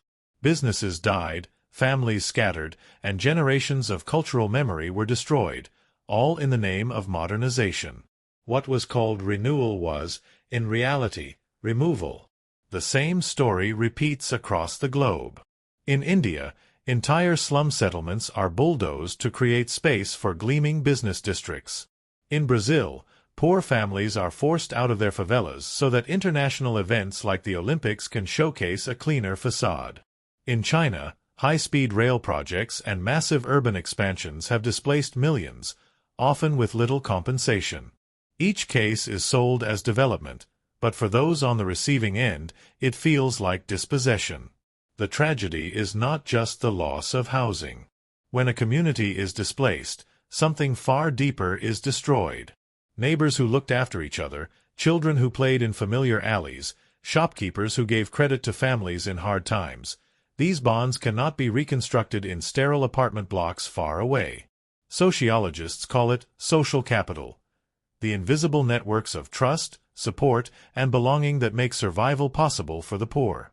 Bulldozers don't just crush houses, they crush entire ecosystems of human connection. And yet, governments and corporations often disguise this reality with beautiful language.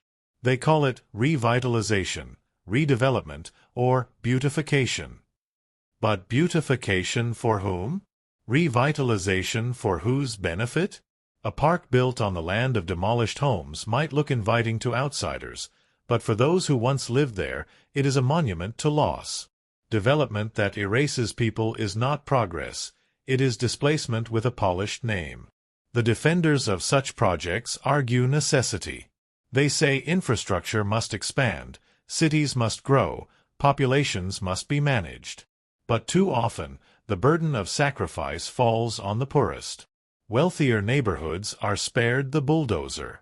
Luxury districts are expanded, while low-income communities are targeted for clearance. This imbalance breeds not only suffering, but resentment, mistrust, and sometimes open resistance. In some parts of the world, protests against displacement have turned violent, as people refuse to surrender the only home they've ever known to the altar of development. There is also an irony here. Urban development claims to improve lives, but when it displaces communities, it often deepens poverty. Families who are relocated to distant housing projects find themselves far from jobs, schools, and social networks. Transportation costs rise, unemployment grows, and alienation spreads. The city may look shinier, but the displaced live in shadows, excluded from the prosperity that their sacrifice built. And this is where the paradox lies. Progress is supposed to lift people up, not push them out. But development, when it prioritizes buildings over people, flips the script. A bridge is not progress if it divides a community. A skyscraper is not progress if it casts a shadow over the people it displaced. True development cannot simply be measured in infrastructure. It must be measured in lives improved, communities preserved, dignity upheld. There are better ways. Some cities have begun experimenting with models that upgrade neighborhoods without erasing them. Community-led planning, fair compensation, affordable housing guarantees, and protections for cultural heritage can balance progress with justice. But these approaches require something rare: political will that values people over profit, human roots over glass towers. Because at the end of the day, a city is not its skyline. It is its people. Roads and railways mean little if they erase the very communities that give a city its soul. Development that displaces is not progress, it is amnesia. It forgets that homes are more than structures. They are memories, identities, and lifelines. The real challenge is not how high we can build, but how much humanity we can preserve while building. And until societies learn this truth, the story will repeat. Gleaming towers rising, communities falling, progress built on the rubble of forgotten homes. Data privacy illusion. We are told that our data is safe. That every new safeguard, every new regulation, every new privacy feature is designed to protect us. We are told that companies encrypt our messages, governments regulate how our information is shared, and that consent is always in our hands. But beneath this promise lies a paradox, a truth that few want to admit. The very efforts to protect our personal data often demand that even more of it be collected, processed, and stored. In trying to guard our digital selves, we are asked to reveal more of who we are. Consider the rise of security verification. To secure an account, we are asked not only for a password, but for a phone number, an email address, sometimes even biometric identifiers like a fingerprint or a face scan. Multi-factor authentication is sold as protection, yet it links more of our identities together in digital form. Our movements are tracked when codes are sent to our devices, our voices recognized when we call customer support, our unique patterns of behavior analyzed to detect suspicious activity. Each layer of security builds another record of who we are, where we are, and how we live. Think about GDPR in Europe or similar laws around the world. These regulations promise transparency and user control. Companies must inform us how our data is used, must allow us to request deletion, must log when consent is given. But to comply, those same companies must keep detailed records of every interaction, every permission granted or revoked, every trace of user activity. To prove that they are protecting us, they must monitor us more closely than ever. Privacy becomes inseparable from surveillance. Even the tools designed to protect us, VPNs, encrypted messengers, cloud backups, rely on us trusting them with vast amounts of data. A VPN hides your browsing from one entity but routes it through another. An encrypted chat app secures your words, but only after storing metadata about who you contact, when, and how often. Cloud storage ensures your files won't be lost, but it also places them in the hands of companies whose business depends on access and control. Biometric systems are perhaps the most striking example. To avoid the risk of stolen passwords, we give up something that cannot be changed: our faces, our irises, our fingerprints. This data, once leaked or compromised, can never be reset. Yet governments and corporations justify the collection of these intimate markers in the name of protecting us from fraud, impersonation, and theft. The irony is inescapable. The deeper the desire for security, the more permanent the exposure becomes. The illusion of data privacy is also tied to convenience. To protect ourselves, we must first give up a little more. Location sharing to keep your account safe. Detailed browsing histories to personalize your security. Health data tracking to protect your wellness. In each case, the price of protection is surrender. The more we try to shield ourselves, the more we hand over. Privacy becomes not the absence of data, but the endless collection of it under the banner of safety. And yet, this cycle continues because fear is powerful. We fear identity theft, cyber attacks, blackmail, fraud. And so, we accept the paradox. We let our devices scan our faces, listen for our voices, log our movements, and analyze our patterns, believing this is what security demands. Few stop to ask whether true privacy can exist in a system that requires complete transparency to function. This is the great contradiction of the digital age. To be invisible, you must first be seen. To be protected, you must first be exposed. And in the end, the illusion of data privacy is not that our information is hidden, but that it is ever truly ours to control. Every safeguard expands the archive of who we are. Every lock requires a new key, and every key is another piece of us stored, tracked, and vulnerable. The question that remains is unsettling. Are we securing our privacy, or are we simply building bigger vaults where our identities are stored, vaults guarded by the very institutions that profit most from knowing us completely? In the pursuit of safety, we may have already given away the very thing we thought we were protecting. Environmental exploitation in green tech.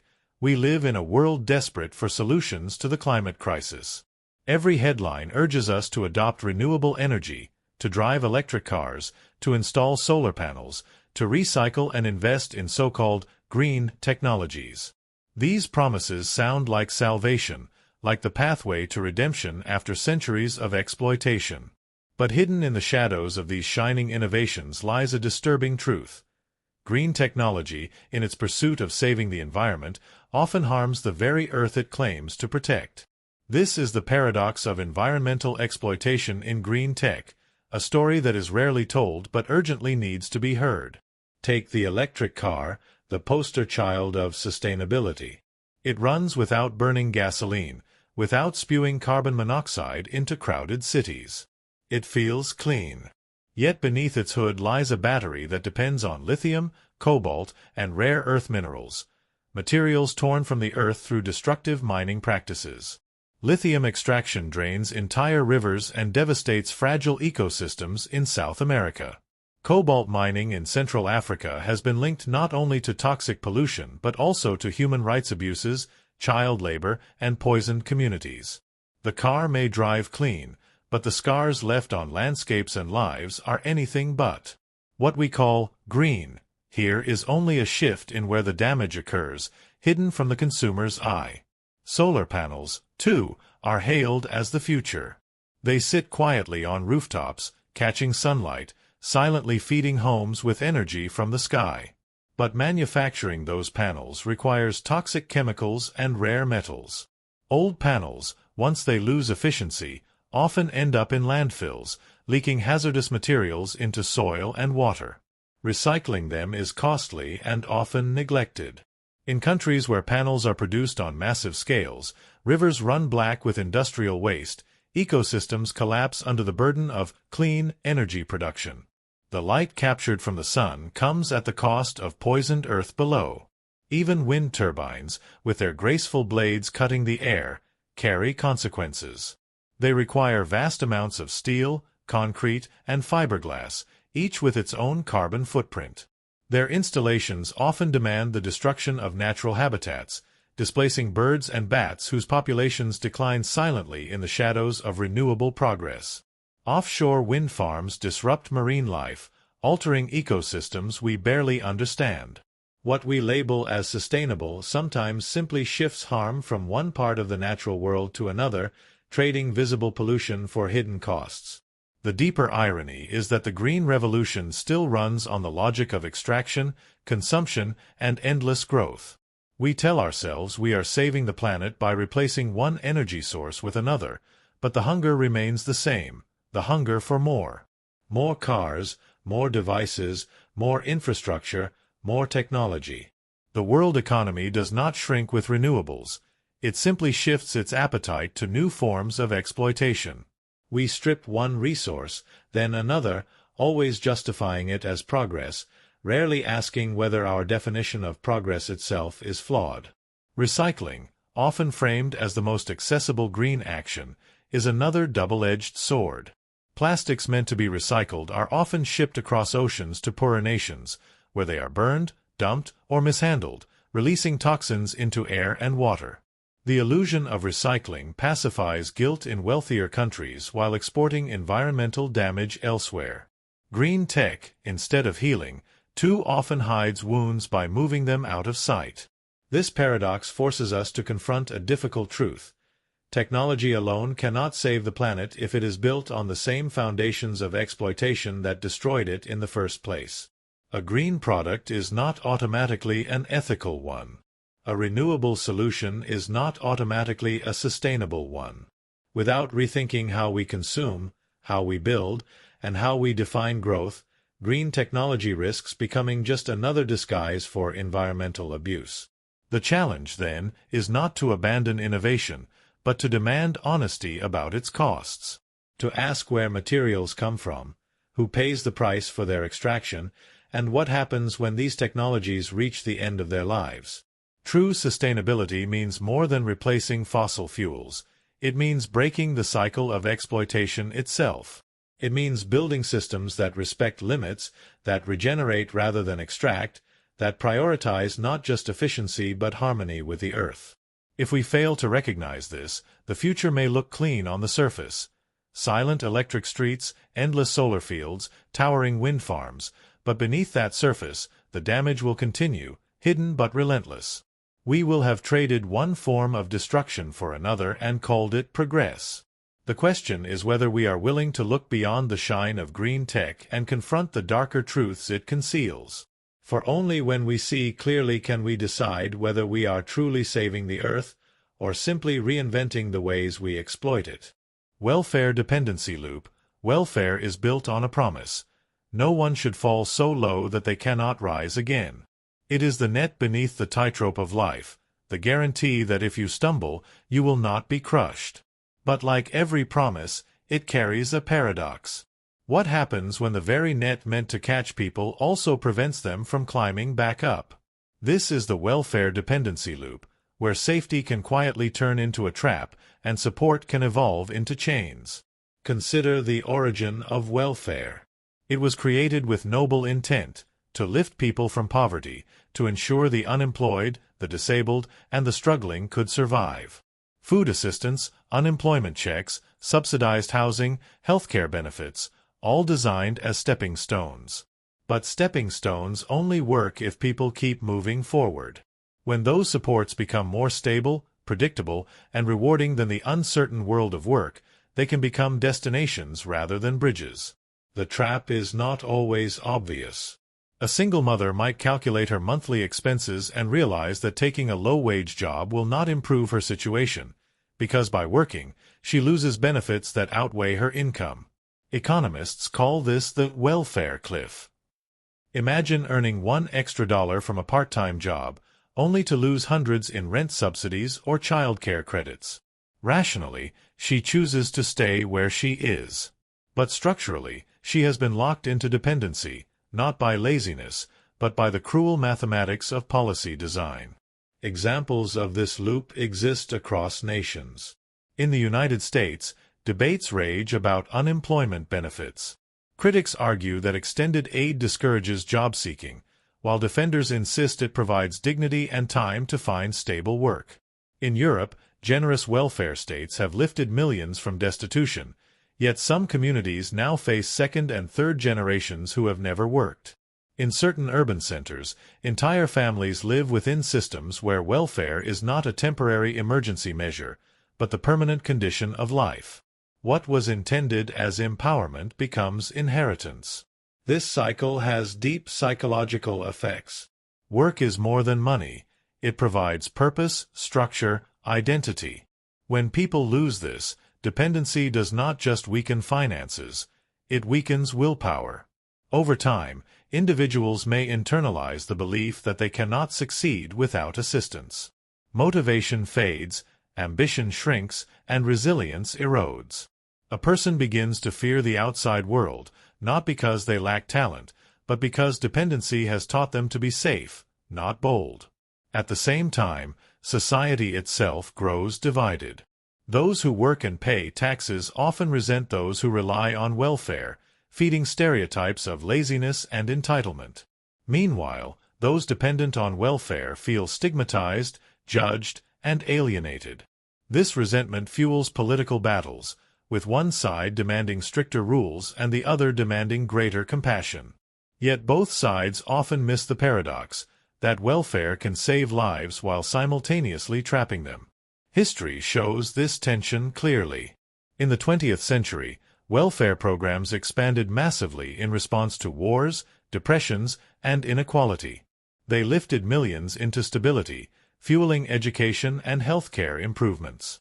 But by the late 20th century, many governments realized their systems were creating permanent underclasses. Reforms were attempted, time limits on benefits, work requirements, conditional aid, but these often swung too far, stripping away safety nets from those genuinely in need. The loop tightened. Too much aid risks dependency, Too little aid risks destitution. Technology and globalization add new layers.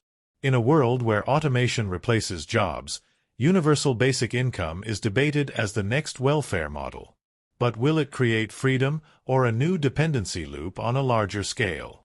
If guaranteed income removes the need to work, will society lose its engine of ambition? Or will it liberate people to pursue creativity, entrepreneurship, and learning?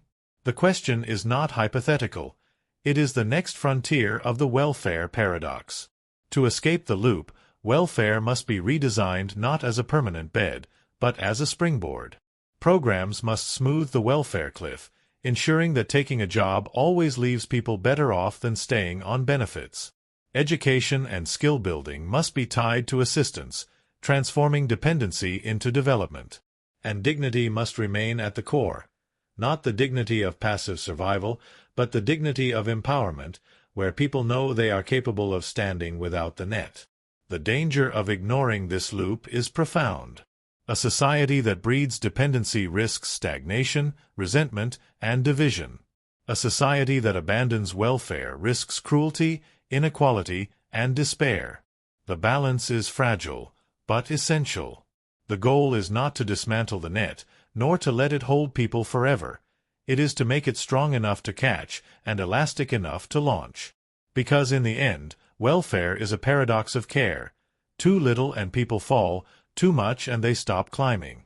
The dependency loop is not created by individuals alone, but by structures, incentives, and culture. Breaking it requires more than handouts or cutbacks. It requires wisdom, balance, and the courage to reshape safety into strength. Otherwise, the net that once saved lives will become the invisible ceiling that keeps them from ever reaching higher. Education inflation effect. Once upon a time, a college degree was a golden ticket. It was the key that unlocked doors to stable employment, social mobility, and respect. Employers looked at a diploma as proof not just of knowledge, but of discipline, intelligence, and commitment. Parents encouraged their children to pursue higher education with the promise that it guaranteed a better life than the one they had known. But today, the story has shifted. Degrees are still being earned at record levels. More people than ever walk across the graduation stage each year. Yet the more degrees flood the job market, the less powerful each one seems to be. This is the education inflation effect. The paradox where higher education becomes so common that its value declines, forcing people to chase ever higher credentials just to stand out. The roots of this phenomenon lie in simple supply and demand. When few people held a college degree, employers treated it as a rare qualification. A bachelor's degree might secure an office job, a teaching position, or a career in management. But as enrollment expanded over decades, degrees became the norm rather than the exception. Today, in many countries, a bachelor's degree is considered the baseline. What once gave you a competitive edge now barely keeps you in the race. Think of it like currency. When too much money is printed, inflation sets in, each bill buys less than before. In the same way, when too many degrees circulate, their symbolic value declines. Jobs that once required only a high school diploma now demand a bachelor's. Positions that once welcomed bachelor's holders now expect master's degrees. And for some industries, even a PhD may not guarantee distinction. The cycle pushes students further into debt as they pursue advanced degrees, often just to secure jobs that may not even require the skills those degrees provide. Consider the job market in countries like India or China. University enrollment has exploded over the past 2 decades, producing millions of graduates each year. Yet unemployment among degree holders remains stubbornly high, because the number of jobs requiring advanced education has not kept pace with the number of students. In the United States, the story looks different but echoes the same theme. A bachelor's degree is almost mandatory for middle-class jobs, yet wages for graduates have stagnated while student debt soars past $1 trillion. The education inflation effect also reshapes the workplace.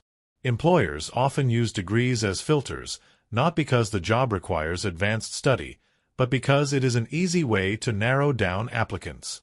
A retail supervisor position might list bachelor's degree required, even though the work involves skills better learned through experience.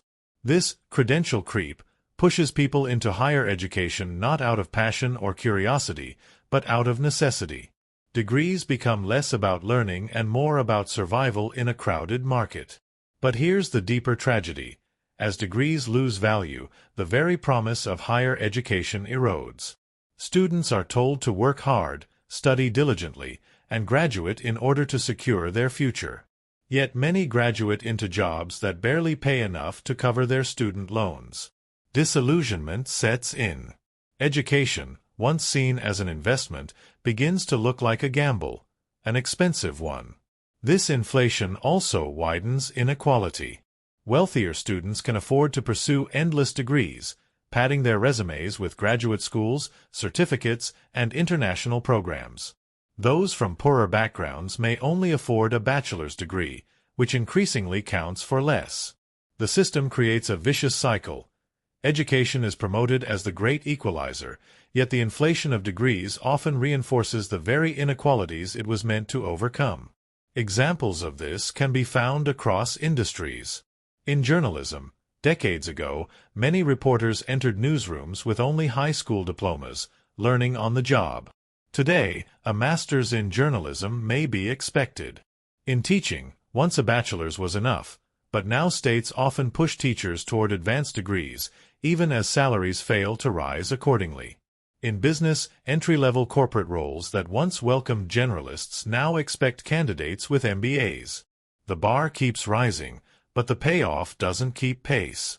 And the psychological toll is immense. Students invest years of their lives, rack up debt, and emerge into a job market that treats their achievements as ordinary. This leads to frustration, burnout, and in many cases, resentment toward the very institutions that promised opportunity. Families sacrifice to send children to college, only to watch them struggle to find meaningful work. The dream of education as a ladder to prosperity becomes clouded with doubt. Yet employers, too, fall into the trap. By overvaluing credentials, they often overlook talent, creativity, and real-world skills. A brilliant coder without a degree may be ignored, while a less capable graduate is hired. The inflation of degrees creates inefficiency, where pieces of paper are valued more than human potential. Ironically, some of the most successful innovators, Steve Jobs, Mark Zuckerberg, Bill Gates, dropped out of college, proving that talent is not bound to credentials. The education inflation effect reveals a sobering truth. When everyone is told to climb the same ladder, the ladder itself loses meaning. More degrees do not automatically mean more opportunities. They can dilute value, distort job markets, and deepen inequality. The question is not whether education matters. It does, but whether the way we measure and reward it still makes sense in today's world. In the end, the paradox leaves us with a haunting question. If higher education is no longer the guarantee it once was, what comes next? Do we continue inflating credentials until only the wealthiest can keep up? Or do we redefine value, placing more weight on skills, creativity, and experience rather than just diplomas? Until that shift happens, we will keep producing more graduates than the job market can truly reward. And education, once a symbol of hope, risks becoming just another broken promise of modern life. Philanthropy power grip. Imagine a billionaire writing a check so large it could feed a city for a year. The cameras flash, the headlines celebrate, the crowd applauds. It looks like generosity, an act of pure goodwill, a noble sacrifice for the betterment of society. But beneath the applause, something else is happening. That act of giving does not simply help the needy, it reshapes power. It elevates one individual's will above the collective voice of citizens. Philanthropy, the act of giving, can paradoxically become a form of taking. Instead of redistributing power, it can consolidate it. What looks like charity often functions as control. The idea seems counterintuitive. How could giving money away increase power? But the answer lies in who decides and who does not. When wealthy individuals or corporations donate billions, they are not handing over blank checks to the public. They are directing funds to causes they deem important, framing social priorities through their own worldview. Education reform, climate change, global health. These are worthy areas, yes, but they are selected not by democratic consensus, but by private preference. A billionaire's passion can suddenly become a global priority, while issues that matter deeply to marginalized communities remain ignored. The money is given, but the power to decide stays tightly gripped. Consider the rise of mega foundations. The Bill and Melinda Gates Foundation, for example, has poured billions into global health initiatives, shaping vaccine strategies, disease eradication campaigns, and agricultural policies. These efforts have saved lives, but they have also centralized immense influence in the hands of a single organization. Governments, international agencies, and NGOs often adjust their priorities to align with Gates-funded programs, not necessarily because those are the most urgent needs, but because that is where the money flows. This is not democracy, it is private vision steering public outcomes. The same pattern unfolds in education. In the United States, wealthy philanthropists have pushed for charter schools, teacher accountability measures, and standardized testing through billions in donations. Whether these reforms truly improve education is hotly debated, but one fact is clear. Entire school systems have been reshaped by the preferences of a small circle of donors. Local parents, teachers, and communities often find themselves sidelined, their voices drowned out by the roar of money. What is framed as generosity is, in reality, a transfer of decision-making power from the many to the few. Philanthropy also functions as reputation laundering. The wealthy often gain immense social and political capital through their giving. A corporation polluting rivers can restore its image with a gleaming donation to environmental causes. A billionaire criticized for exploiting workers can be rebranded as a humanitarian savior after funding scholarships or hospitals. The gift is not just financial. It buys legitimacy, shields against criticism, and sometimes even secures favorable treatment from governments and institutions. What should be a selfless act of charity becomes a carefully calculated investment in influence. The paradox deepens when we examine the origins of philanthropic wealth. Much of the money that fuels charity is generated through systems that perpetuate inequality. Low wages, tax loopholes, monopolistic practices, political lobbying. The same structures that create massive fortunes also create the suffering that philanthropy claims to solve. When the wealthy then turn around and donate a fraction of their wealth, they are celebrated as saviors, even though their very wealth is often tied to the problems they claim to be addressing. It is as if someone set a fire, then earned applause for handing out water bottles to the victims. Even the tax system reflects this imbalance. Charitable donations by the wealthy often come with massive tax deductions, effectively redirecting public revenue into private priorities. Instead of democratically elected governments deciding how tax money should be used, billionaires make those choices through their giving. What looks like generosity is, in part, a withdrawal of resources from the public purse into private hands. The rich get to decide, and society foots the bill. None of this means philanthropy is inherently bad. Hospitals are built, students are educated, diseases are fought because of it. But the deeper question is, at what cost? If philanthropy solves problems while silencing democracy, if it heals wounds while cementing inequality, then its function is not purely charity, it is power. True giving would empower communities to decide for themselves, not simply accept the generosity of a distant benefactor. True generosity would dismantle the structures of inequality that made extreme wealth possible in the first place, rather than using wealth to manage inequality from above. The danger of the philanthropy power grip is subtle but profound. A society dazzled by the spectacle of generosity may stop asking hard questions about fairness, justice, and equality. It may mistake private benevolence for public good, forgetting that the role of shaping collective destiny should belong to the people, not to a handful of billionaires. The issue is not whether the wealthy give, but whether society surrenders its power in exchange for their gifts. Because in the end, philanthropy is not just about money, it is about control over the future. And when control lies in too few hands, Even the most generous gifts can come wrapped in chains. Crime prevention paradox. Picture a street lined with flashing blue lights, the hum of patrol cars circling like predators, cameras perched high on lampposts recording every step, every glance, every movement. On paper, it is the image of safety, law enforcement standing guard, order being maintained.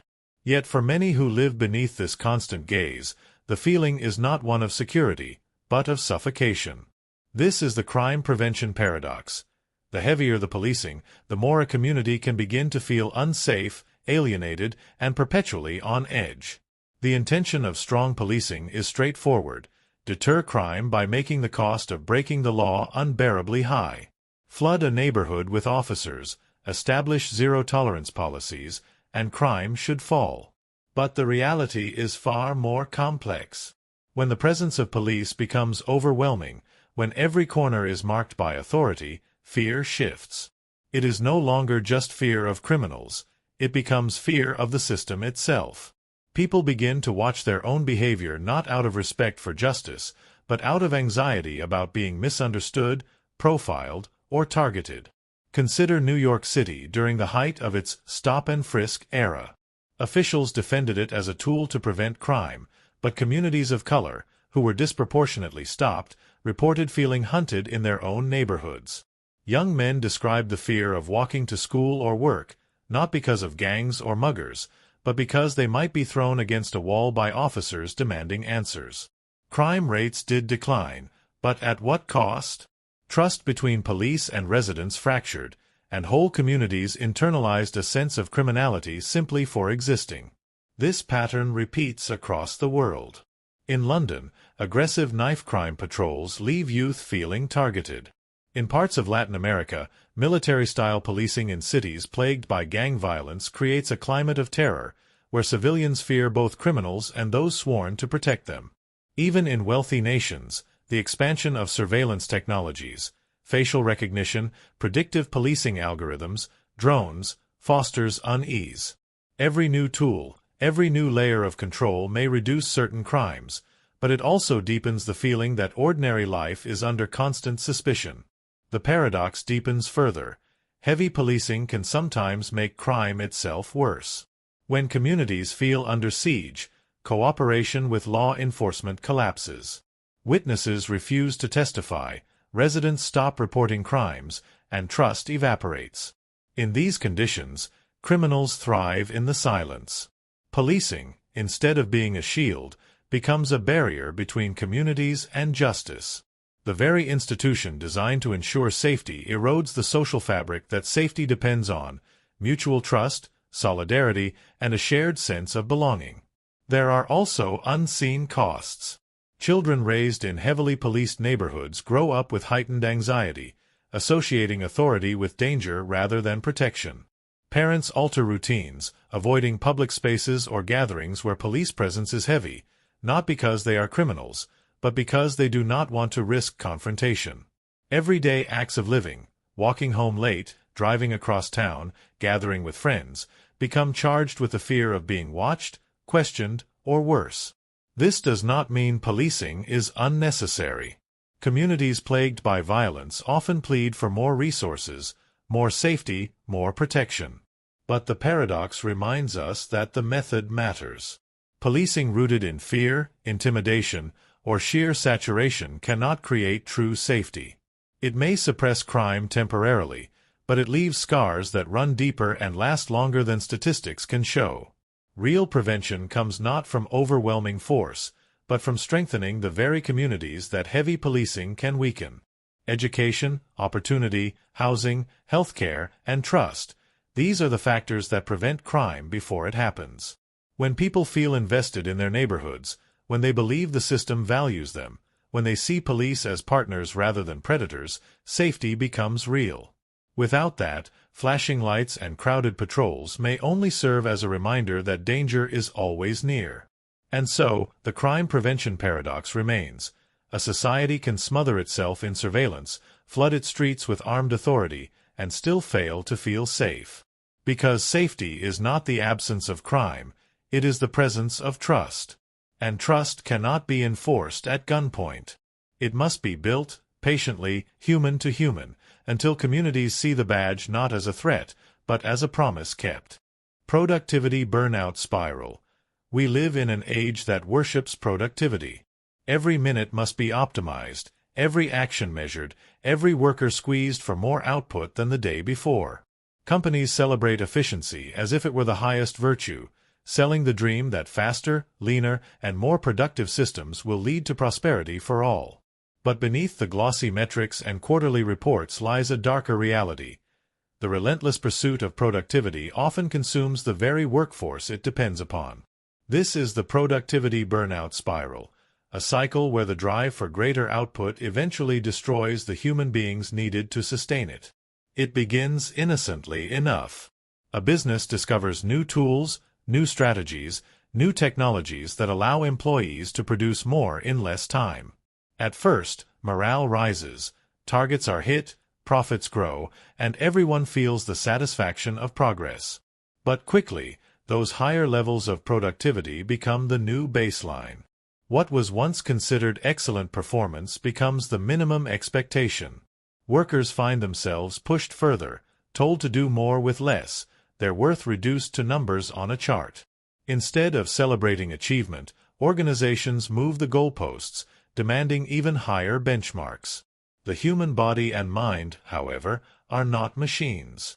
Unlike factories, we cannot run at full capacity without rest.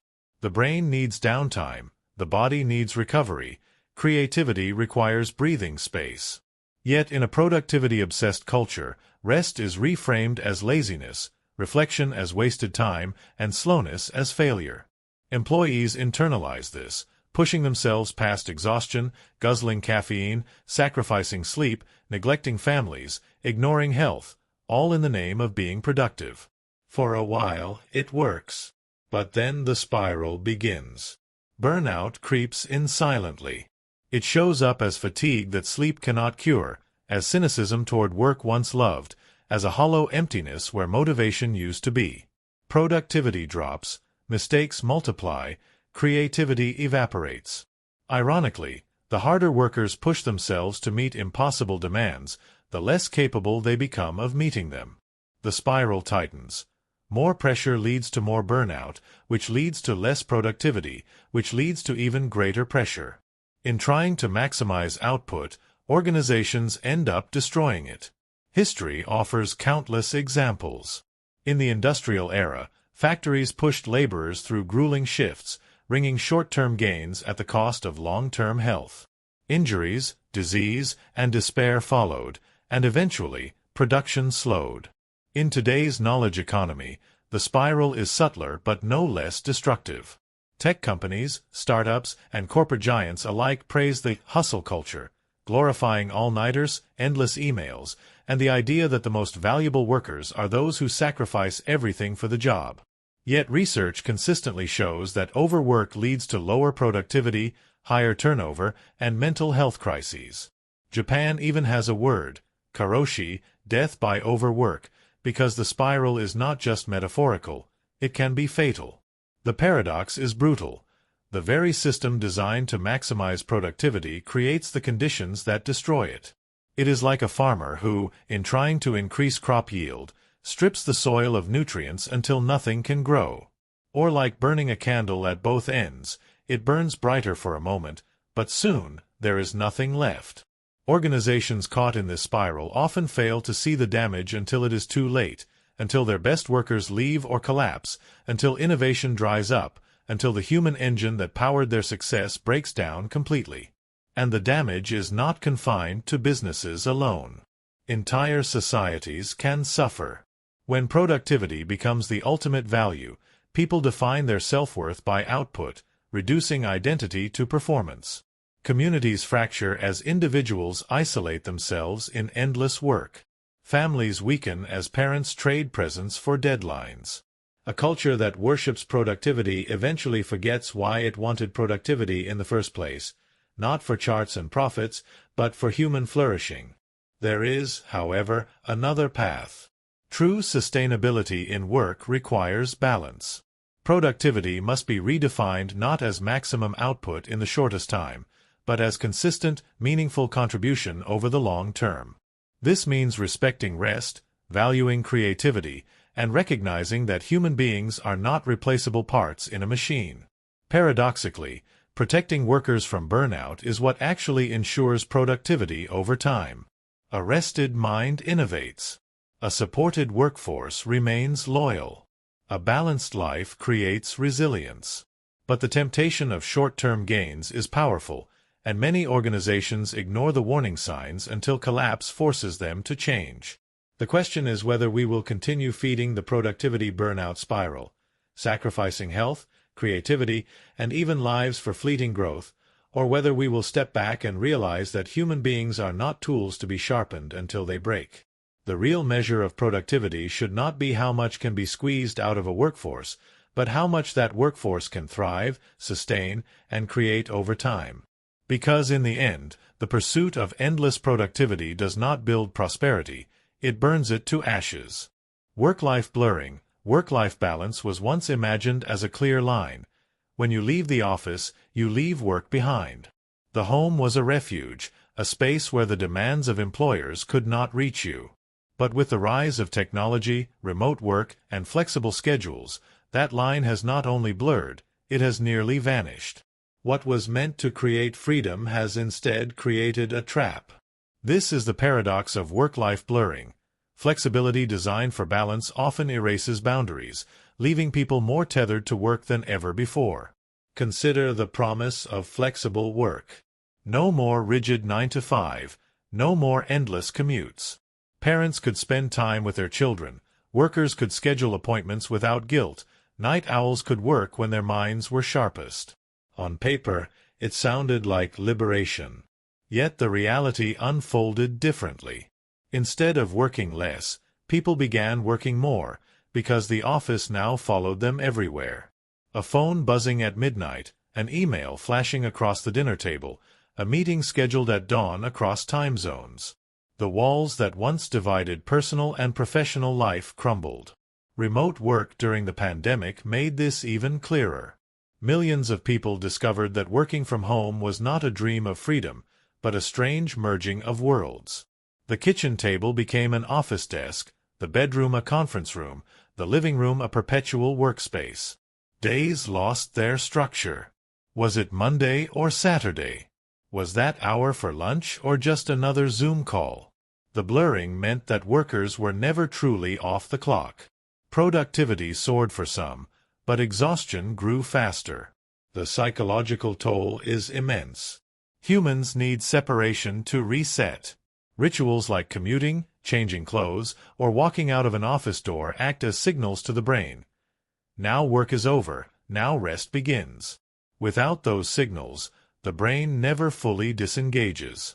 People check emails before bed, respond to messages on vacation, and carry the mental weight of unfinished tasks through every meal. Burnout spreads not because people hate their jobs, but because they can no longer escape them. Companies, too, benefit from this blurring, sometimes more than they admit. By offering flexibility, they create a culture where employees are available at all hours.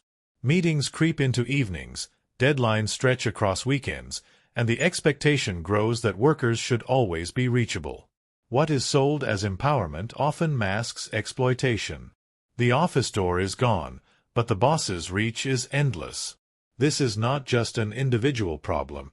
It reshapes society. Families spend time together physically, but mentally one parent is still in the office. Children grow up watching parents tethered to glowing screens. Communities lose connection as free hours disappear into catch-up work. Even leisure itself is infected. A jog in the park becomes a phone call, a dinner with friends is interrupted by a notification, a vacation is shadowed by just one more email. History shows this shift clearly. In the industrial age, workers fought bitter battles for the 8-hour day, demanding time for rest and family. Boundaries were hard-won. Laws were passed, unions formed, lives were lost to secure them. Yet in the digital age, those boundaries are dissolving again, not by force but by convenience. The factory whistle no longer blows, but the smartphone pings with the same authority. The fight for balance must now be waged on invisible fronts. The paradox deepens when workers themselves contribute to the erosion. Some wear overwork as a badge of honor, answering emails at 2 a.m. to prove dedication. Others blur the lines willingly, checking Slack during dinner because they fear falling behind. In a culture that prizes hustle, flexibility becomes an excuse to never stop hustling. What should have been freedom becomes self-imposed captivity. The solution lies not in rejecting flexibility but in reclaiming boundaries. Workers must learn to draw digital lines, turning off notifications, creating rituals to separate work from life, demanding respect for personal hours. Employers must build cultures where rest is not guilt but necessity, where the measure of productivity is not constant availability but sustainable contribution. Without this, burnout will continue to rise, and what was meant to empower will instead enslave. The paradox of work-life blurring is that it disguises overwork as freedom. It whispers that you are in control, even as it quietly controls you. Flexible schedules promise balance, but without discipline and cultural change, they erase the very boundaries that make balance possible. And if everything becomes work, then nothing feels like life. Activism fatigue. Activism is the heartbeat of change. It has fueled revolutions, toppled oppressive regimes, secured civil rights, and given voice to the voiceless. From the anti-slavery movements of the 19th century to the civil rights marches of the 20th, activism has always thrived on passion, urgency, and moral clarity. Yet today, in the hyper-connected 21st century, activism carries a new paradox. We are surrounded by causes at every turn: climate change, racial justice, gender equality, refugee crises, animal rights, labor strikes, data privacy, indigenous struggles, and countless others. Social media ensures that every protest, every injustice, every call to action is instantly visible. And while this abundance of awareness is powerful, it also breeds exhaustion. The more we are bombarded with causes, the less energy we have to respond. This is activism fatigue, a state where constant exposure to calls for justice dulls our emotional response and weakens our will to act. The psychology behind activism fatigue is rooted in human limits. Empathy is not infinite. When people see images of suffering, they feel compelled to help. But when suffering appears endlessly, one crisis after another, compassion becomes strained. Psychologists call this compassion fatigue. The brain, overwhelmed, begins to shut down emotional responses as a form of self-protection. What once provoked outrage now produces numbness. What once inspired donations, signatures, and marches now barely sparks a scroll past a headline. Consider social media timelines. On any given day, a person might see posts about a natural disaster, a war, a political scandal, an environmental catastrophe, and a local injustice, all within minutes. Each cause may be important, but together they blur into a constant stream of urgency. Instead of inspiring action, the flood creates paralysis. The mind whispers, "There are too many problems, and I am too small." Outrage becomes diluted, and the sense of agency disappears. This fatigue also stems from repetition. Campaigns often repeat the same messages, slogans, and appeals. At first, these spark energy. But over time, audiences habituate. The words lose their impact. A protest chant that once stirred crowds may now feel like background noise. Even the most pressing causes, when repeated endlessly, can fade into white noise. The paradox is cruel. The more a message is spread, the less powerful it can become. Examples of activism fatigue appear everywhere. During global climate strikes, millions marched in the streets. But as headlines about climate disasters became constant, wildfires, floods, droughts, many people stopped reacting. The threat is real, but its constant presence numbs urgency. During humanitarian crises, the same pattern emerges. When the Syrian refugee crisis dominated headlines, compassion initially surged. But as the crisis dragged on, donations declined, coverage waned, and public attention drifted elsewhere. The digital age accelerates this problem. In the past, activists had to fight for visibility. Today, visibility is abundant, but attention is scarce. Causes compete for likes, shares, and retweets in an overcrowded marketplace of outrage.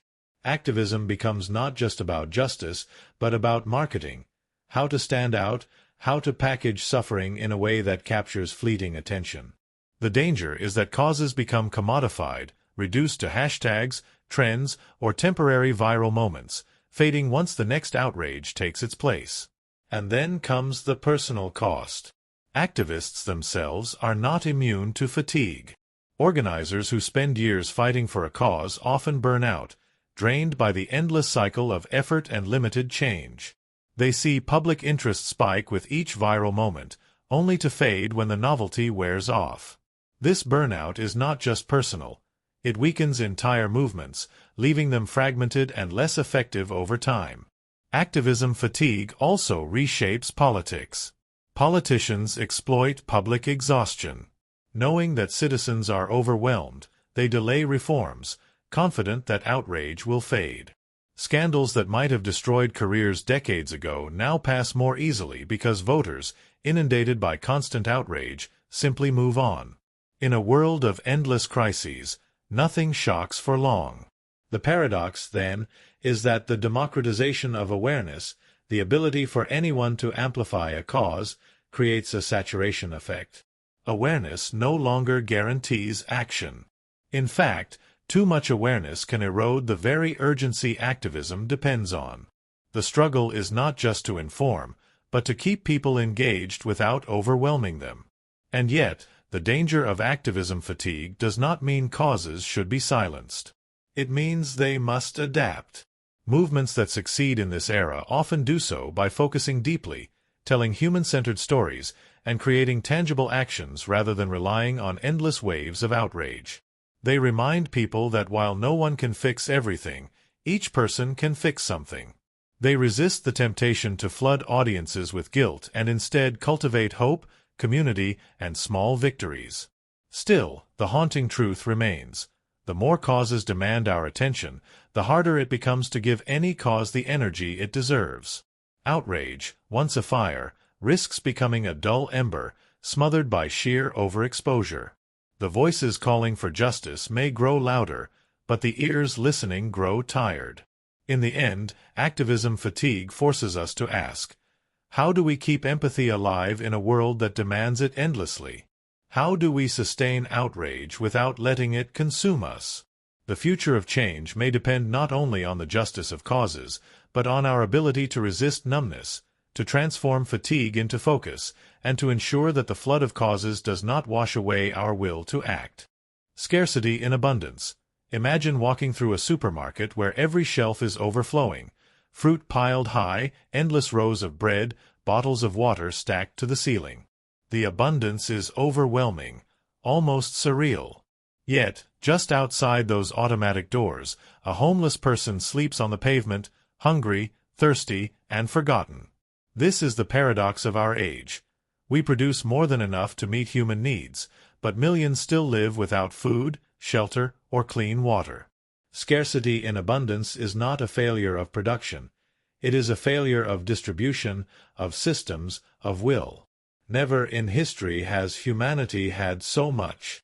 Technology allows us to grow more crops than ever, manufacture goods at lightning speed, and transport products across continents in a matter of hours. Global agriculture alone produces enough calories to feed every man, woman, and child on the planet. Yet every year, millions die of hunger. Warehouses overflow while stomachs remain empty. This contradiction is not an accident.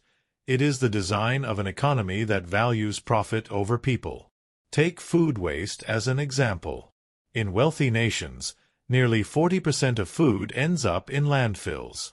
Perfectly edible produce is thrown away because it is slightly bruised or doesn't meet cosmetic standards. Restaurants discard trays of untouched meals at closing time. Supermarkets dump truckloads of food the moment an arbitrary date stamp passes. Meanwhile, in those same cities, food banks are overwhelmed by demand, and families line up for hours to receive small rations. Scarcity here is artificial, manufactured by a system that would rather destroy abundance than risk lowering prices. Water tells the same story. Bottled water lines the shelves of convenience stores. Luxury brands sell artisanal glacier water for outrageous sums, and yet entire regions suffer chronic drought, poisoned rivers, and unsafe taps. It is not that water doesn't exist. It is that access to it has been commodified, privatized, and restricted. Some drink water infused with minerals for health trends, while others walk miles each day to carry a single bucket back to their homes. Abundance for some, scarcity for many. Housing is no different. Cities are filled with empty apartments, speculative towers owned by investors who never live in them, while homeless encampments grow in the shadows of those same high-rises. In some places, there are more vacant homes than unhoused people. But because those homes are treated as assets, as investments, not as shelter, they remain locked away from the very people who need them. The paradox intensifies. Abundance exists, but scarcity persists. Why does this happen? Because scarcity, in an economic system driven by profit, is more profitable than abundance. Prices depend on demand outpacing supply. When goods are plentiful, companies manufacture artificial scarcity, through destruction, through exclusivity, through control of access. Think of luxury brands burning unsold clothes to protect value, or pharmaceutical companies keeping life-saving drugs at sky-high prices despite the ability to produce them cheaply. Abundance is not the problem. Abundance is the threat to profit. And so systems engineer scarcity to maintain control. This manufactured scarcity also fuels inequality. Those at the top not only consume the most, they control the flow. Billionaires can secure entire food supplies, monopolize water rights, and purchase blocks of housing as investment portfolios, while the poor fight for scraps. The result is not just economic disparity, but moral dissonance. The knowledge that plenty exists, but is deliberately withheld. Scarcity amid abundance does not just deprive bodies, it corrodes trust, hope, and faith in justice. History warns us of this paradox. Ancient empires collapsed not because they lacked resources, but because wealth was hoarded by elites while common people starved. Bread riots in France erupted in a nation where grain was plentiful, but inaccessible. Today, the same dynamic repeats on a global scale. We have the means to end hunger, homelessness, and preventable disease, but we lack the structures, or perhaps the courage, to make abundance serve all. The human cost is devastating. A child who goes hungry in a world of wasted food is not just a victim of poverty. They are a victim of choices made by systems that prize efficiency and profit over humanity. An elderly person who cannot afford medicine, while pharmaceutical companies record profits, is not suffering from scarcity of drugs. They are suffering from the deliberate denial of access. This is the cruelty of scarcity in abundance. It makes suffering avoidable, yet ensures it persists. And yet, solutions exist. Redistribution systems, stronger safety nets, universal access to essentials. These are not utopian dreams, they are practical measures. Some nations already implement programs that redirect surplus food, regulate housing markets, or guarantee health care. The problem is not impossibility, it is power. Those who benefit from artificial scarcity resist change, because true abundance for all would threaten their control. The question then becomes, what kind of civilization do we want? One where abundance is celebrated, shared, and used to uplift humanity? Or one where abundance is hoarded, wasted, and weaponized to keep inequality intact? The shelves of the world are already full. The warehouses are already overflowing. The technology to provide for all already exists. The only scarcity we truly face is the scarcity of justice, of fairness, of collective will. Because in the end, scarcity in abundance is the sharpest indictment of our time. It proves that hunger, thirst, and homelessness are not natural conditions of humanity, but manufactured outcomes of greed. And until abundance is treated as a common right rather than a private privilege, millions will continue to live in deprivation while surrounded by plenty. That is not just a paradox. It is a tragedy written in plain sight. Instant news delay. News today travels at the speed of light. A rumor whispered on one side of the world can appear on millions of screens within seconds. A shaky video, a half-finished sentence, a single photograph taken out of context. These fragments explode across platforms, amplified by algorithms that reward speed over accuracy, engagement over truth. On the surface, this seems like progress. A more connected world, more informed citizens, more immediate awareness. But the reality is more troubling. The faster news spreads, the longer it often takes to separate truth from rumor. This is the paradox of the instant news delay. In the past, information traveled slowly. A newspaper had time to fact-check before going to print.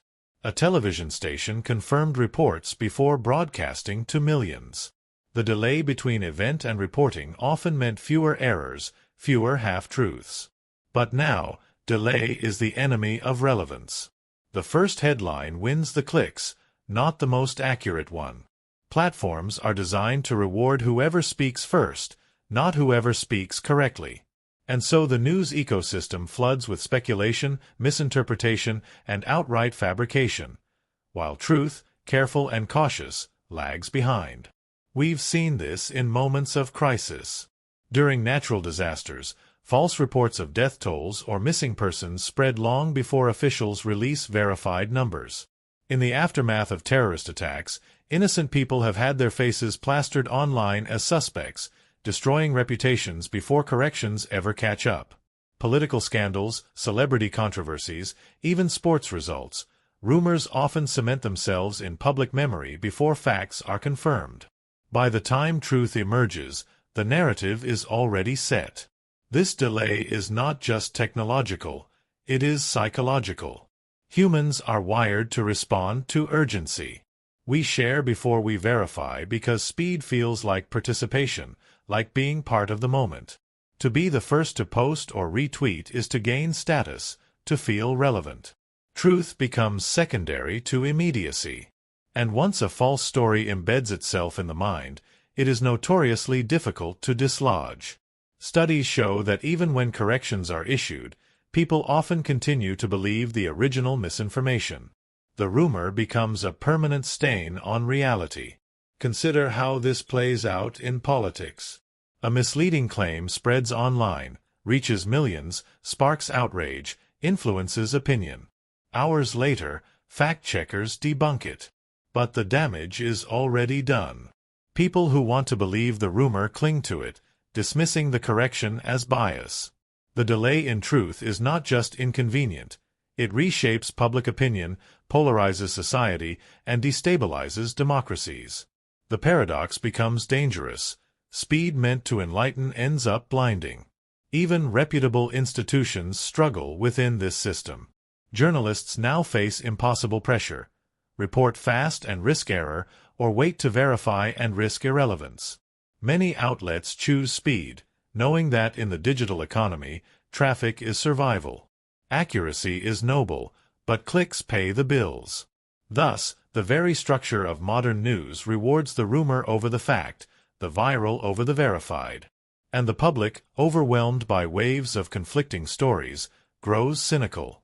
If everything can be contradicted within hours, if truth is always delayed, people lose faith in the very idea of reliable news. They retreat into echo chambers, trusting only the voices that confirm their biases. This is the long-term cost of the instant news delay, not just confusion in the moment, but corrosion of trust in the institutions that sustain democracy and social order. Yet the paradox does not mean truth disappears. It only means truth is slower, harder, more fragile. It requires patience, critical thinking, and skepticism in a culture addicted to immediacy. The responsibility falls not just on journalists, but on all of us, to pause before sharing, to question before believing, to value accuracy over speed. The tragedy is that the tools meant to connect us with reality have instead built a hall of mirrors where rumor often outruns fact. The faster news travels, the longer truth takes to catch up. And in that gap, between the spark of rumor and the arrival of evidence, our perception of reality is shaped, distorted, and sometimes permanently broken. Meritocracy mirage. Meritocracy. The word itself feels fair, noble, almost undeniable. A system where people rise by talent, effort, and ability. Where hard work pays off, where the best ideas win, where the deserving succeed. It is the dream of every student who studies late into the night, every worker who pushes harder than their peers, every dreamer who believes effort alone can break barriers. But the truth is far less pure. What we often call meritocracy is, in practice, a mirage. It promises fairness while quietly rewarding those who already hold the greatest advantages. The system claims to be neutral, but it is tilted long before the race begins. Consider education, the supposed engine of merit. A child born into a wealthy family has access to elite schools, private tutors, extracurricular activities, and networks of influence. Another child, equally intelligent, equally hard-working, grows up in an underfunded school district with overcrowded classrooms, outdated textbooks, and little guidance. Both are told they live in a meritocracy, that success depends only on their effort. But when the wealthy child scores higher on standardized tests or gains admission to a prestigious university, is it purely merit? Or is it the invisible weight of privilege disguised as achievement? The scoreboard looks fair, but the game was rigged before it even started. The workplace follows the same pattern. Companies boast of hiring the best candidates, rewarding performance, and promoting talent. Yet studies consistently show that networks, connections, and social capital often matter more than raw ability. The graduate from an elite university, whose parents could afford the tuition, enters with a resume that opens doors. The equally skilled graduate from a modest background may never even get an interview. Promotions often go not to those who perform the hardest work, but to those who mirror the background, behavior, and expectations of those already in power. Meritocracy becomes a story we tell ourselves to mask structural inequality. Even in nations that champion equality of opportunity, advantages accumulate over generations. Wealth is inherited. Cultural knowledge is passed down. Confidence, accents, clothing, mannerisms, all the subtle signals of privilege, shape how merit is perceived. A brilliant idea presented by someone from the margins may be dismissed, while the same idea voiced by someone from privilege is praised. Meritocracy claims to judge individuals fairly, but in reality, it judges them through lenses shaped by history, class, race, and gender. The myth comforts the winners, convincing them they earned everything, while blaming the losers for not trying hard enough. History offers chilling reminders. In the early 20th century, eugenics movements masqueraded as scientific meritocracy, ranking human beings by supposed intelligence and worth. The consequences were catastrophic, reinforcing oppression while cloaking it in the language of fairness. Even today, algorithms meant to evaluate performance or allocate resources often replicate existing biases, rewarding those already advantaged while penalizing the vulnerable. The system looks neutral, even mathematical, yet it encodes inequality deeper than before. And there is another danger. When societies believe too strongly in meritocracy, they become cruel. If success is seen as purely earned, then failure must also be deserved. Poverty becomes proof of laziness. Struggle becomes evidence of weakness. The myth of meritocracy allows the privileged to look at the suffering of others and feel no obligation to help, because, in their eyes, everyone simply got what they earned. This belief corrodes empathy, replacing compassion with judgment. Yet the solution is not to abandon the idea of rewarding talent and effort altogether. The desire for fairness is real and necessary. But we must recognize that what we call merit is never measured in a vacuum. It is shaped by context, by starting lines, by invisible scaffolds of privilege and disadvantage. A true meritocracy would require leveling those foundations first, ensuring equal access to quality education, health care, mentorship, and opportunity. Without that, the system remains a mirage, shimmering with promises that vanish the closer you approach. So the next time someone says we live in a meritocracy, pause and ask, whose merit is really being rewarded? Who had the head start, the invisible ladder, the unseen safety net? And who was left to climb bare-handed, told they had the same chance all along? Meritocracy, as we know it, is not a pure reflection of effort. It is a carefully constructed story that flatters the winners while obscuring the truth of inequality. The challenge of our time is not to destroy the dream of merit, but to make it real, to turn the mirage into something tangible, something just. Until then, we must admit the uncomfortable truth. The systems that claim to reward merit too often reward privilege instead. Housing affordability collapse. Housing has always been one of humanity's most basic needs, as essential as food, water, or security. The logic seems simple. If prices are too high, build more housing. Supply increases, demand stabilizes, and affordability returns. Yet the reality unfolding in cities across the world defies this expectation. Despite cranes filling skylines, despite new towers rising every year, affordability continues to collapse. The paradox is sharp. Building more homes does not always make them more affordable. Consider the story of global megacities like San Francisco, London, or Hong Kong. Each has invested heavily in new housing projects, with luxury apartments and high-rise developments transforming their skylines. But instead of easing the crisis, prices have soared. How is this possible?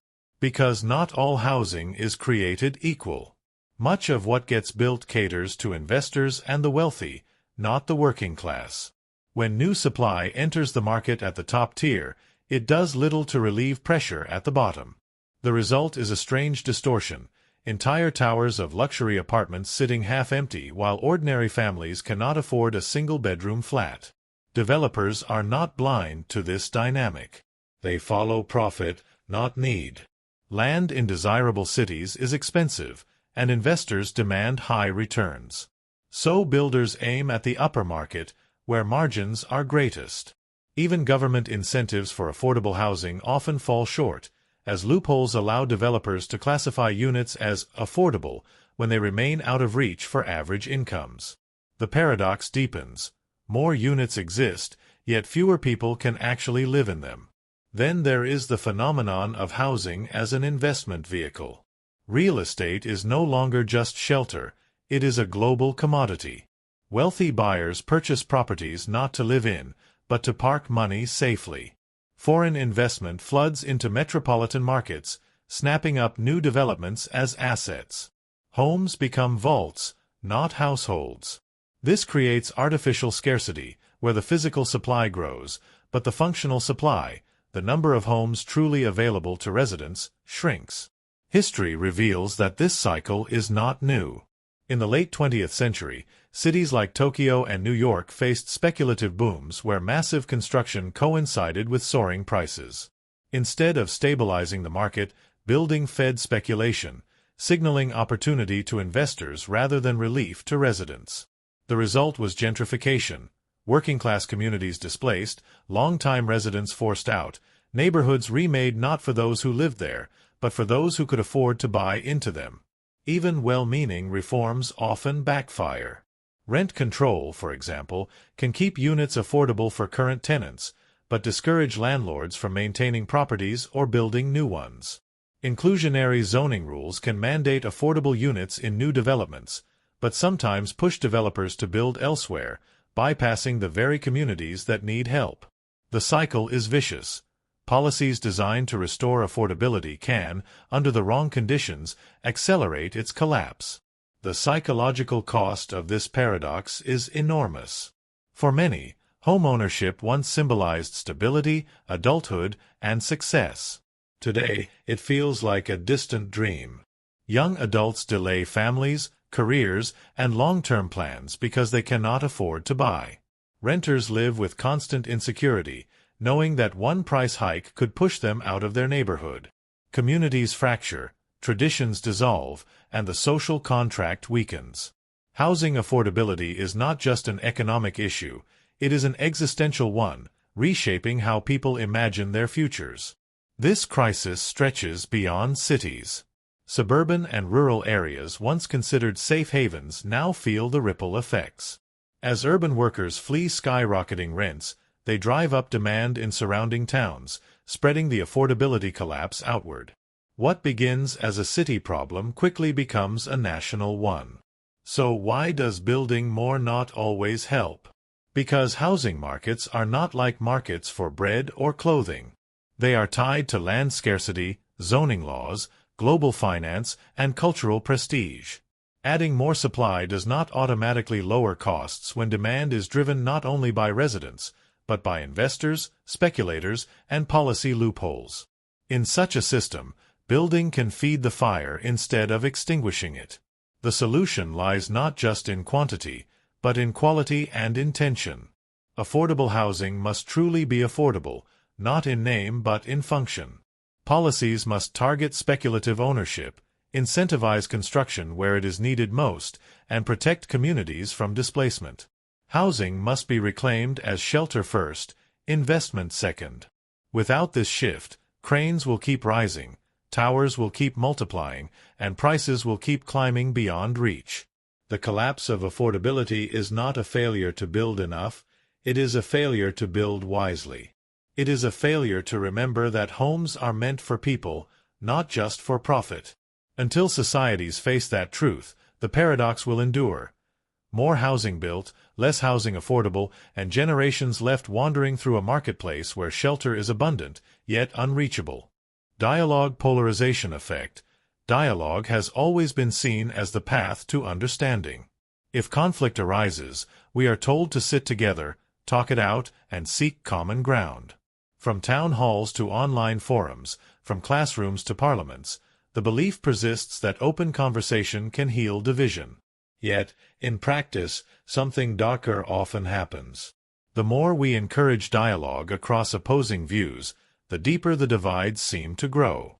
Instead of dissolving hostility, conversations harden identities, sharpen resentments, and polarize groups further.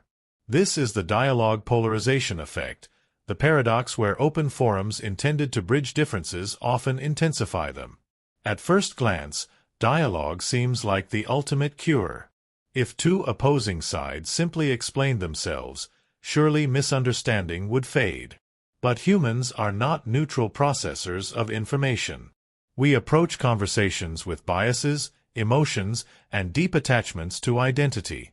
When confronted with opposing views, most people do not calmly reconsider. They defend, rationalize, and double down. The setting of an open dialogue does not dissolve this tendency. It amplifies it, because both sides feel they must perform, defend, and prove themselves right.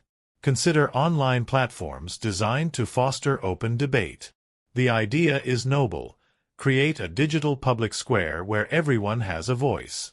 But in reality, these spaces often devolve into echo chambers clashing against one another. Rather than listening, participants wait for their turn to strike back. Algorithms reward outrage, amplifying the most extreme voices. What was meant to be a space for dialogue becomes a battleground where polarization hardens with every exchange. Psychologists call this attitude polarization. When individuals are exposed to opposing arguments, they often leave with stronger convictions than before. Imagine a debate on climate change. Skeptics and believers may enter the room with some willingness to listen, but as each side presents evidence, participants interpret the information through the lens of their pre-existing beliefs. Confirmation bias kicks in. People latch on to what supports their worldview and dismiss what challenges it. The end result is not compromise but deeper entrenchment. This effect appears in politics across the globe. In the United States, town halls were once considered a way to bring communities together. Yet many now erupt into shouting matches, with citizens and politicians alike leaving more frustrated than when they arrived. In Europe, debates around immigration or the European Union often spiral into mutual demonization, each side convinced the other is not simply wrong but dangerous. Even in universities, forums meant to encourage debate frequently end with both camps retreating further into their ideological corners. The tragedy lies in the intentions. Dialogue is promoted as a tool of democracy, a way to humanize the other side. But for many, being exposed to the other side doesn't breed empathy, it breeds disgust. The more clearly someone articulates a worldview opposed to yours, the more alien they appear. Instead of reducing hostility, clarity often magnifies it. Social identity plays a central role here. When beliefs are tied to who we are, our religion, our politics, our cultural identity, attacks on those beliefs feel like attacks on the self. Dialogue, then, is not experienced as an exchange of ideas but as a battlefield of identities. Winning becomes more important than understanding. And when dialogue is public, the pressure to defend one's identity is even greater, since conceding risks humiliation before peers. Take the example of social media activism. Hashtags and campaigns often invite dialogue between opposing camps. But instead of generating mutual understanding, they frequently unleash cycles of hostility. Participants curate facts, attack opponents, and retreat into their ideological tribes. The forum becomes a war zone, reinforcing the very divisions it set out to heal. Even well-meaning efforts can backfire. Consider peace-building dialogues in conflict zones. Mediators bring together representatives from opposing communities to share their stories. Sometimes this fosters empathy. But in other cases, recounting trauma in the presence of the enemy deepens resentment. Participants walk away not with reconciliation but with renewed anger, convinced that their suffering has been ignored or invalidated. The dialogue polarization effect is not an argument against dialogue itself, but a warning about how it unfolds. Dialogue without structure, without empathy, and without safeguards can do more harm than good. When people enter with a goal of victory rather than curiosity, the outcome is predictable. Louder voices, deeper divides, and hardened hostility. And so, the paradox remains. We live in an age where open dialogue is easier than ever, where anyone can join a forum, comment on a post, or speak in a public debate. Yet instead of dissolving divisions, these conversations often cement them. The promise of dialogue has become a double-edged sword. It can heal, but more often it wounds. The haunting question, then, is whether we can reinvent dialogue to serve its true purpose. Can we design spaces where listening is valued more than winning, where empathy is prioritized over outrage, and where identity is not treated as a weapon? Or are we doomed to a world where every open conversation becomes another brick in the wall that divides us? Until we answer this, the dream of dialogue will remain trapped in its own paradox. More words spoken, but less understanding achieved. Cultural homogenization, diversity loss. Imagine stepping into a small village where generations once gathered to celebrate rituals older than memory, where songs carried in the wind belonged to no other place, where dances told stories passed down for centuries, where flavors on the tongue came from recipes refined over lifetimes. But slowly, those songs are replaced by pop hits from distant lands, those dances traded for viral trends on a screen, those recipes overshadowed by fast food chains glowing on every corner.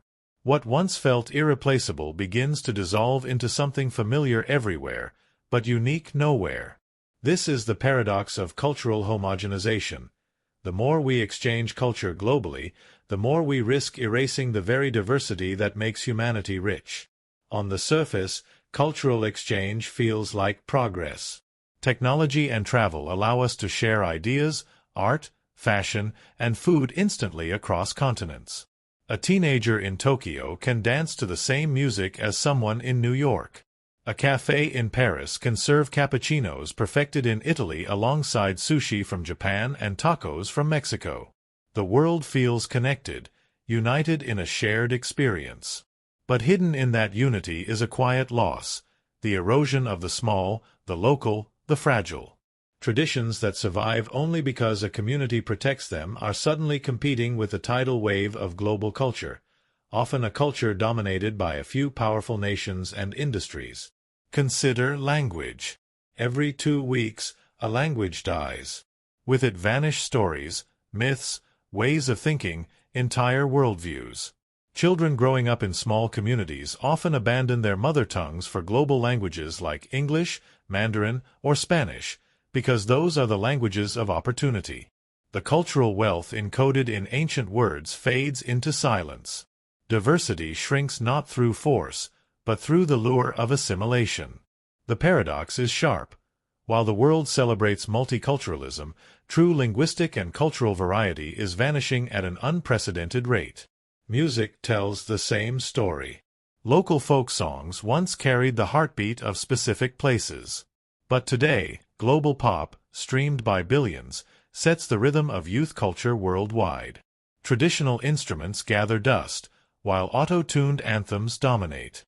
Even when local music survives, it is often reshaped to fit global tastes, stripped of the complexity and context that gave it meaning. What is lost is not just sound, but identity. Food, too, becomes homogenized. The spread of multinational fast food chains standardizes diets across countries. You can eat the same burger in New Delhi, London, or Rio de Janeiro, but the flavors of local kitchens, those shaped by soil, season, and ancestry, disappear. When a child grows up eating global brands more than their grandmother's recipes, the bond to heritage weakens. A sense of belonging tied to taste vanishes quietly, one meal at a time. The irony is that cultural homogenization often masquerades as cultural appreciation. Tourists travel to exotic places seeking authenticity, but their presence accelerates change.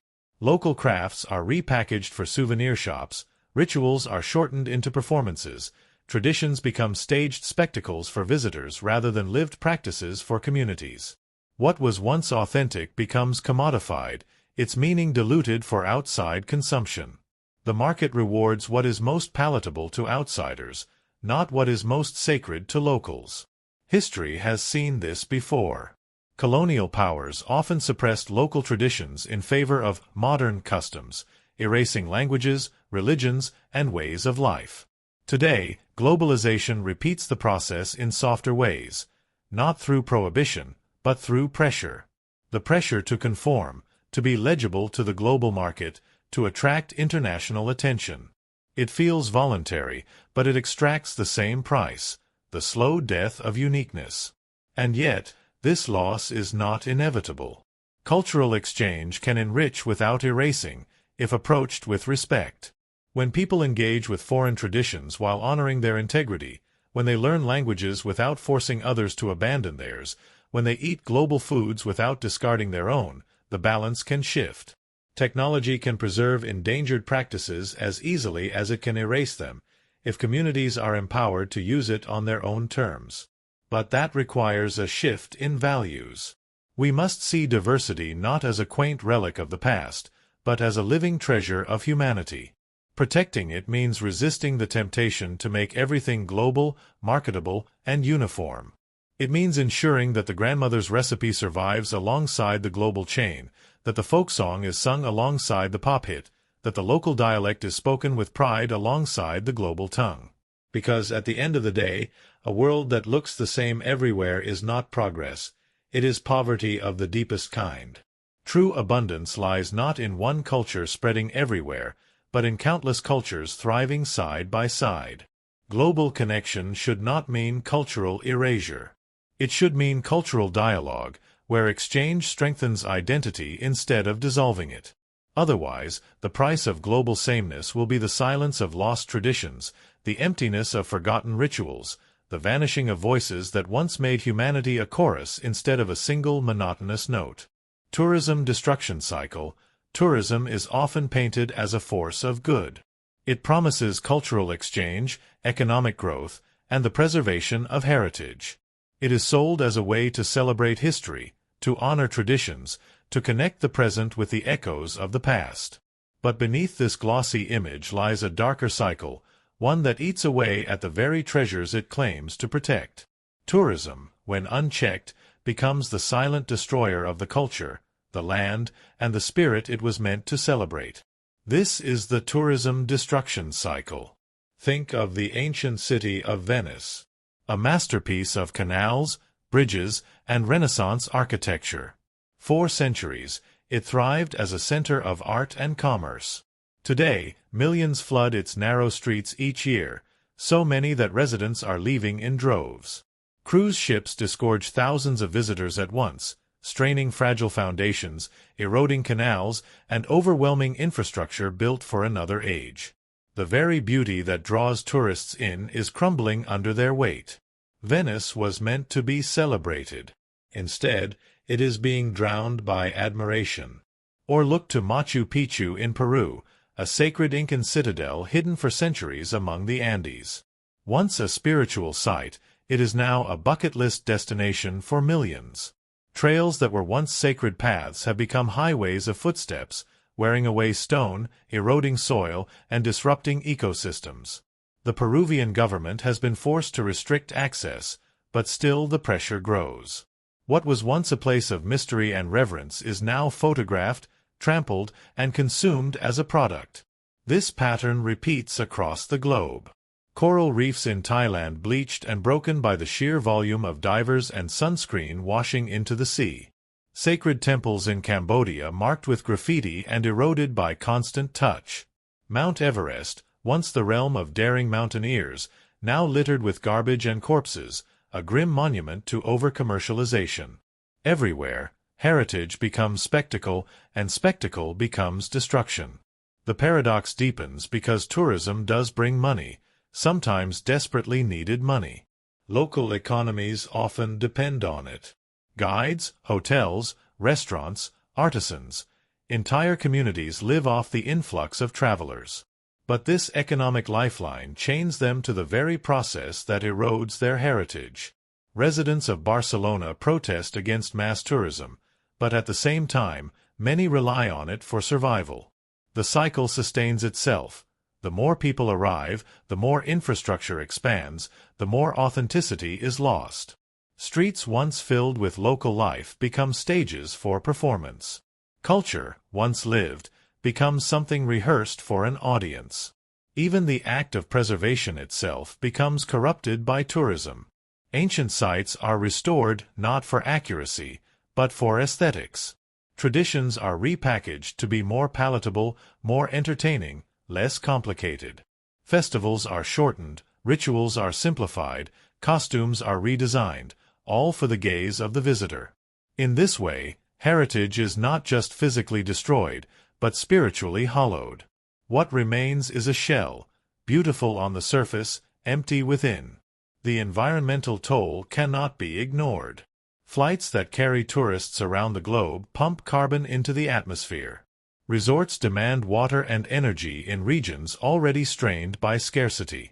Wildlife is pushed back, habitats destroyed, all in the name of ecotourism that often does the opposite. A rainforest trek, a safari, a mountain hike, all marketed as ways to connect with nature, end up leaving scars upon the very wilderness they celebrate. And yet, tourism is not inherently evil. At its best, it does foster understanding, fund conservation, and keep traditions alive. The problem lies in scale, in commercialization, in the transformation of culture into commodity.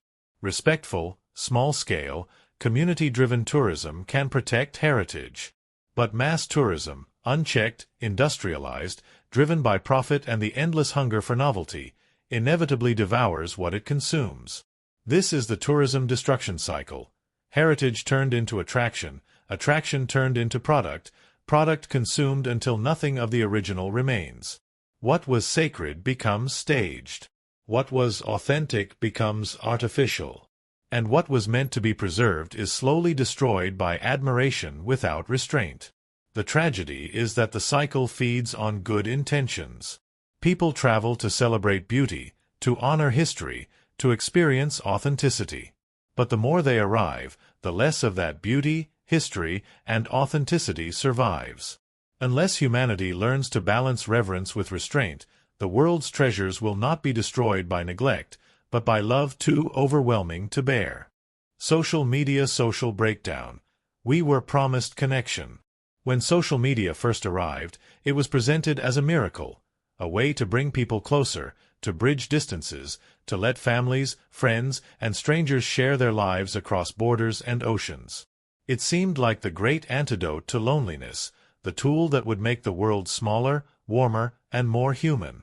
And yet, as the years have unfolded, a darker picture has emerged. Platforms designed to connect people are often the very engines eroding real-world relationships. This is the paradox of our digital age. The more connected we are online, the more disconnected we become offline. At first, it feels harmless. A notification lights up, a friend request arrives, a message pings, tiny bursts of dopamine convincing us that we are seen, remembered, valued. But over time, these micro-interactions begin replacing real ones. Instead of visiting a friend, we like their photo. Instead of calling, we react with an emoji. Instead of meeting face-to-face, we scroll through curated updates, mistaking them for intimacy. Our feeds are full, yet our lives feel empty. The performance of connection has displaced its reality. Consider how gatherings have changed. Families sit together, but half the table stares at screens. Couples go on dates, yet each pauses mid-conversation to check messages from people not present. Children grow up learning to value digital approval over authentic interaction, their sense of self-worth tied to likes, shares, and comments. What once was sacred, time together, undivided attention, the feeling of being truly present, is now fragmented by the constant intrusion of glowing devices. We are together, and yet we are alone. The erosion runs deeper than distraction. Social media platforms thrive on engagement, and engagement is driven not by healthy conversation, but by outrage, comparison, and envy. Algorithms feed us content that stirs emotion, often the most divisive and polarizing. This seeps into real-world relationships, turning conversations toxic, fueling political divides, and making people see each other less as friends or neighbors and more as enemies or competitors. The promise of unity gives way to fragmentation. Worse still, relationships themselves become distorted. Instead of bonding through shared experiences, people curate highlight reels, presenting perfect versions of their lives for others to consume. The result is a silent competition, where success is flaunted, failures hidden, and authenticity suffocates under the pressure of performance. Friends stop being friends and become audiences. Families stop being families and become content.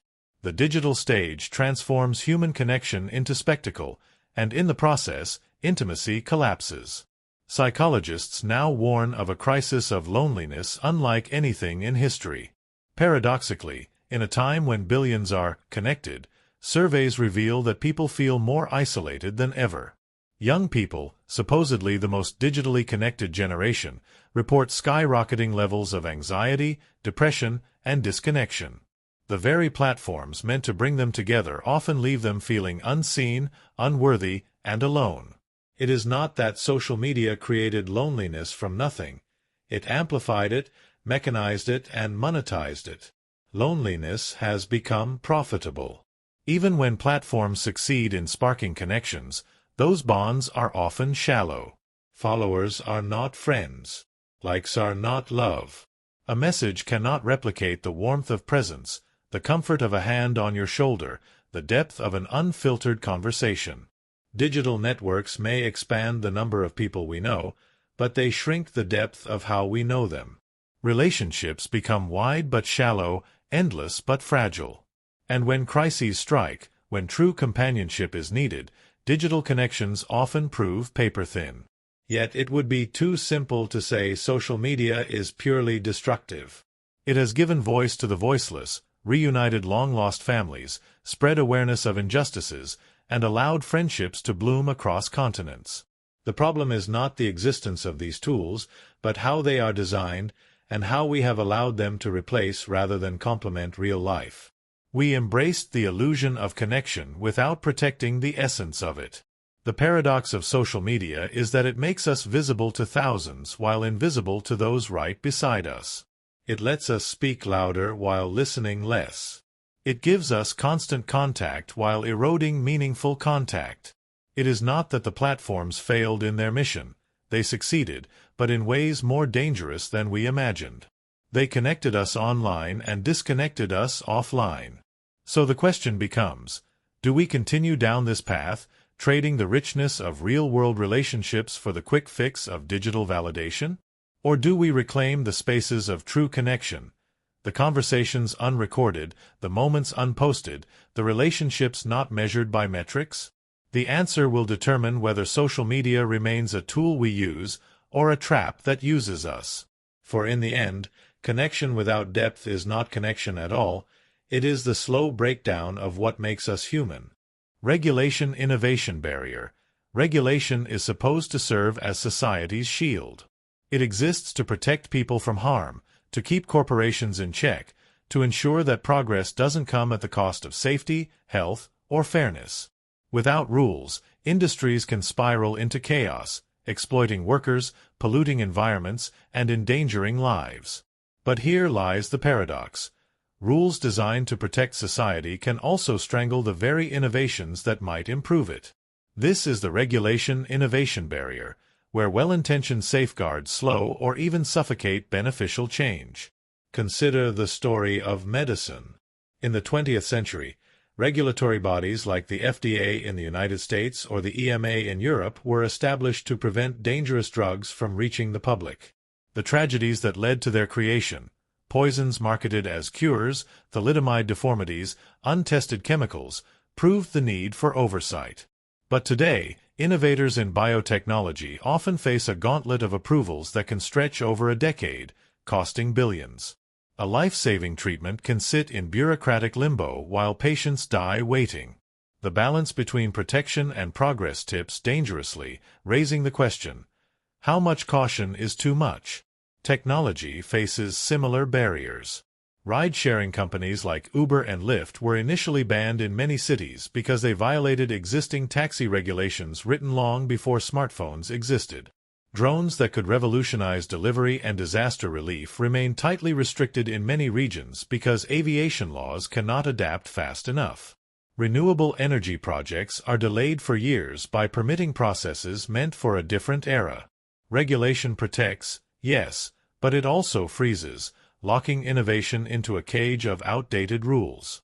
This paradox becomes even clearer when we look at financial technology. Cryptocurrencies and blockchain innovations promise transparency, decentralization, and global access to finance. Yet governments rush to regulate them, fearing money laundering, instability, or loss of control. Some regulation is necessary, but when rules are too rigid or too hostile, innovators flee to friendlier jurisdictions. The result is a brain drain, talent moving away from countries that cling to control toward those that allow experimentation. Safety is preserved, but opportunity is lost. History repeats this lesson.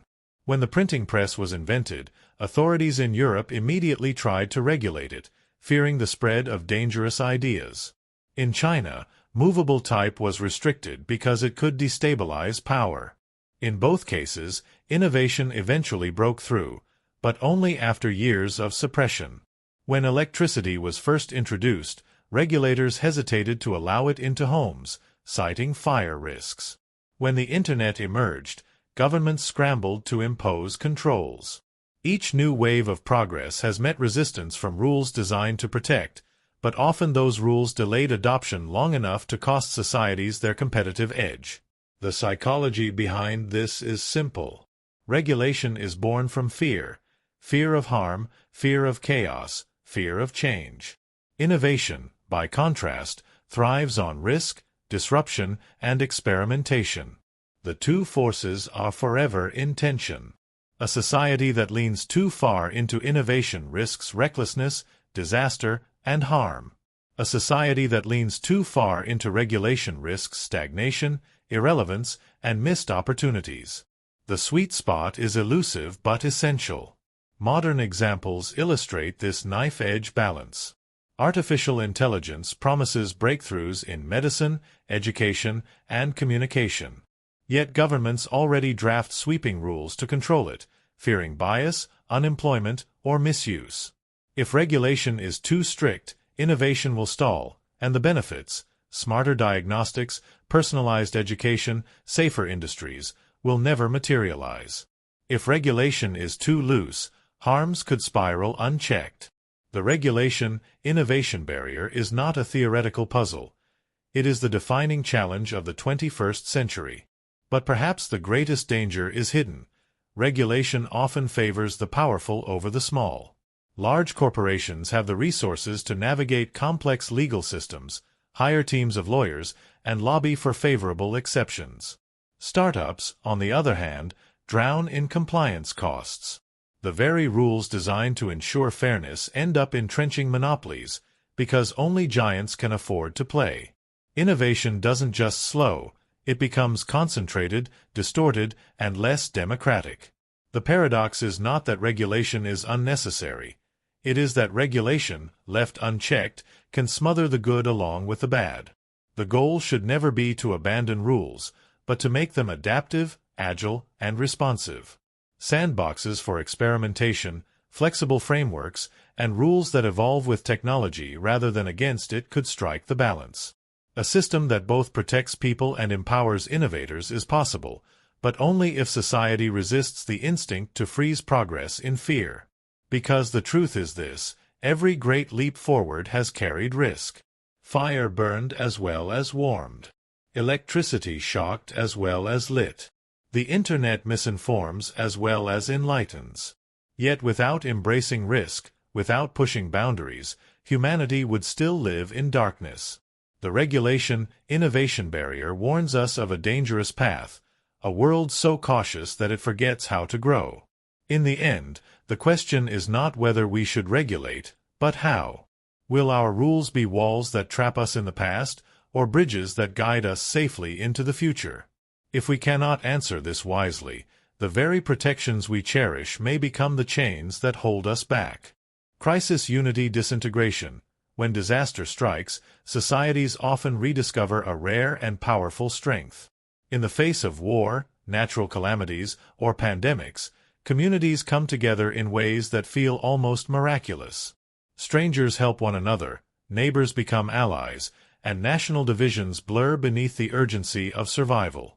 Leaders speak of solidarity, and ordinary people act with extraordinary courage. This phenomenon has been celebrated across history. Crises unite us. Yet, hidden beneath this uplifting truth lies a darker paradox. Once the danger passes and peace returns, that unity dissolves. Bonds that felt unbreakable fracture. People retreat into old divisions, or invent new ones. What was once collective spirit becomes a memory overshadowed by renewed conflict. This is the crisis-unity-disintegration effect, the paradox where societies shine brightest under strain, only to splinter when the storm clears. The Second World War provides one of the clearest examples. During the Blitz in London, ordinary citizens braved bombings together, huddling in shelters, sharing food, and supporting one another. Class boundaries softened. Survival demanded cooperation. But when the war ended and peace returned, Britain's unity fractured into labor disputes, political conflicts, and ideological battles over reconstruction. The spirit of all in it together proved temporary. The very people who once faced bombs side by side now argued fiercely about rationing, rebuilding, and the direction of the nation. The same pattern repeats across continents. After September 11th in the United States, unity surged. Citizens flew flags, strangers embraced, and political divides briefly narrowed. Approval ratings for leaders soared as the country rallied in grief and anger. But as time passed, unity crumbled into polarization. Wars overseas bred controversy, domestic policies split parties, and mistrust of institutions deepened. The initial solidarity proved fragile, its glow fading into bitter division. Natural disasters tell similar stories. After major earthquakes, floods, or tsunamis, communities often work together selflessly. Volunteers rush in, donations pour, and humanity feels reawakened. But once the rubble is cleared and life resumes, disagreements emerge over aid distribution, rebuilding priorities, and resource allocation. Old rivalries resurface. The unity born in the fire of crisis cannot withstand the ordinary pressures of peacetime politics and inequality. The COVID-19 pandemic showed this paradox in real time. At the outset, slogans of solidarity spread worldwide. We are all in this together. People clapped for healthcare workers, communities sewed masks, and nations spoke of collective responsibility. But as months dragged on, unity unraveled. Mask mandates, vaccines, and restrictions became political flashpoints. Protests erupted.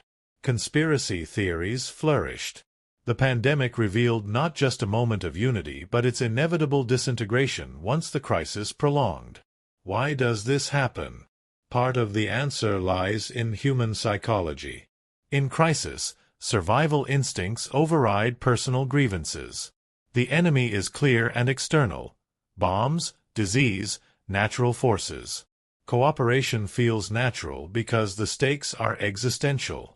But once the threat recedes, survival no longer forces compromise. Freed from the urgency of crisis, people return to competing interests, ideologies, and identities. Unity, once a necessity, becomes optional, and optional unity is fragile. Another reason lies in politics. Leaders exploit crisis unity, rallying citizens under patriotic or humanitarian banners. But when peace returns, those same leaders must manage scarcity, distribute resources, and make compromises. These practical decisions inevitably create winners and losers, reigniting conflict. Crisis masks inequality for a moment, but peace exposes it again. History reveals that even revolutions follow this path. In the early stages of struggle, diverse groups unite against a common oppressor. But once victory is achieved, alliances splinter as factions compete for power. The French Revolution, for example, began with unity against monarchy but quickly collapsed into infighting and terror. The unity of crisis dissolved into chaos. The paradox is haunting.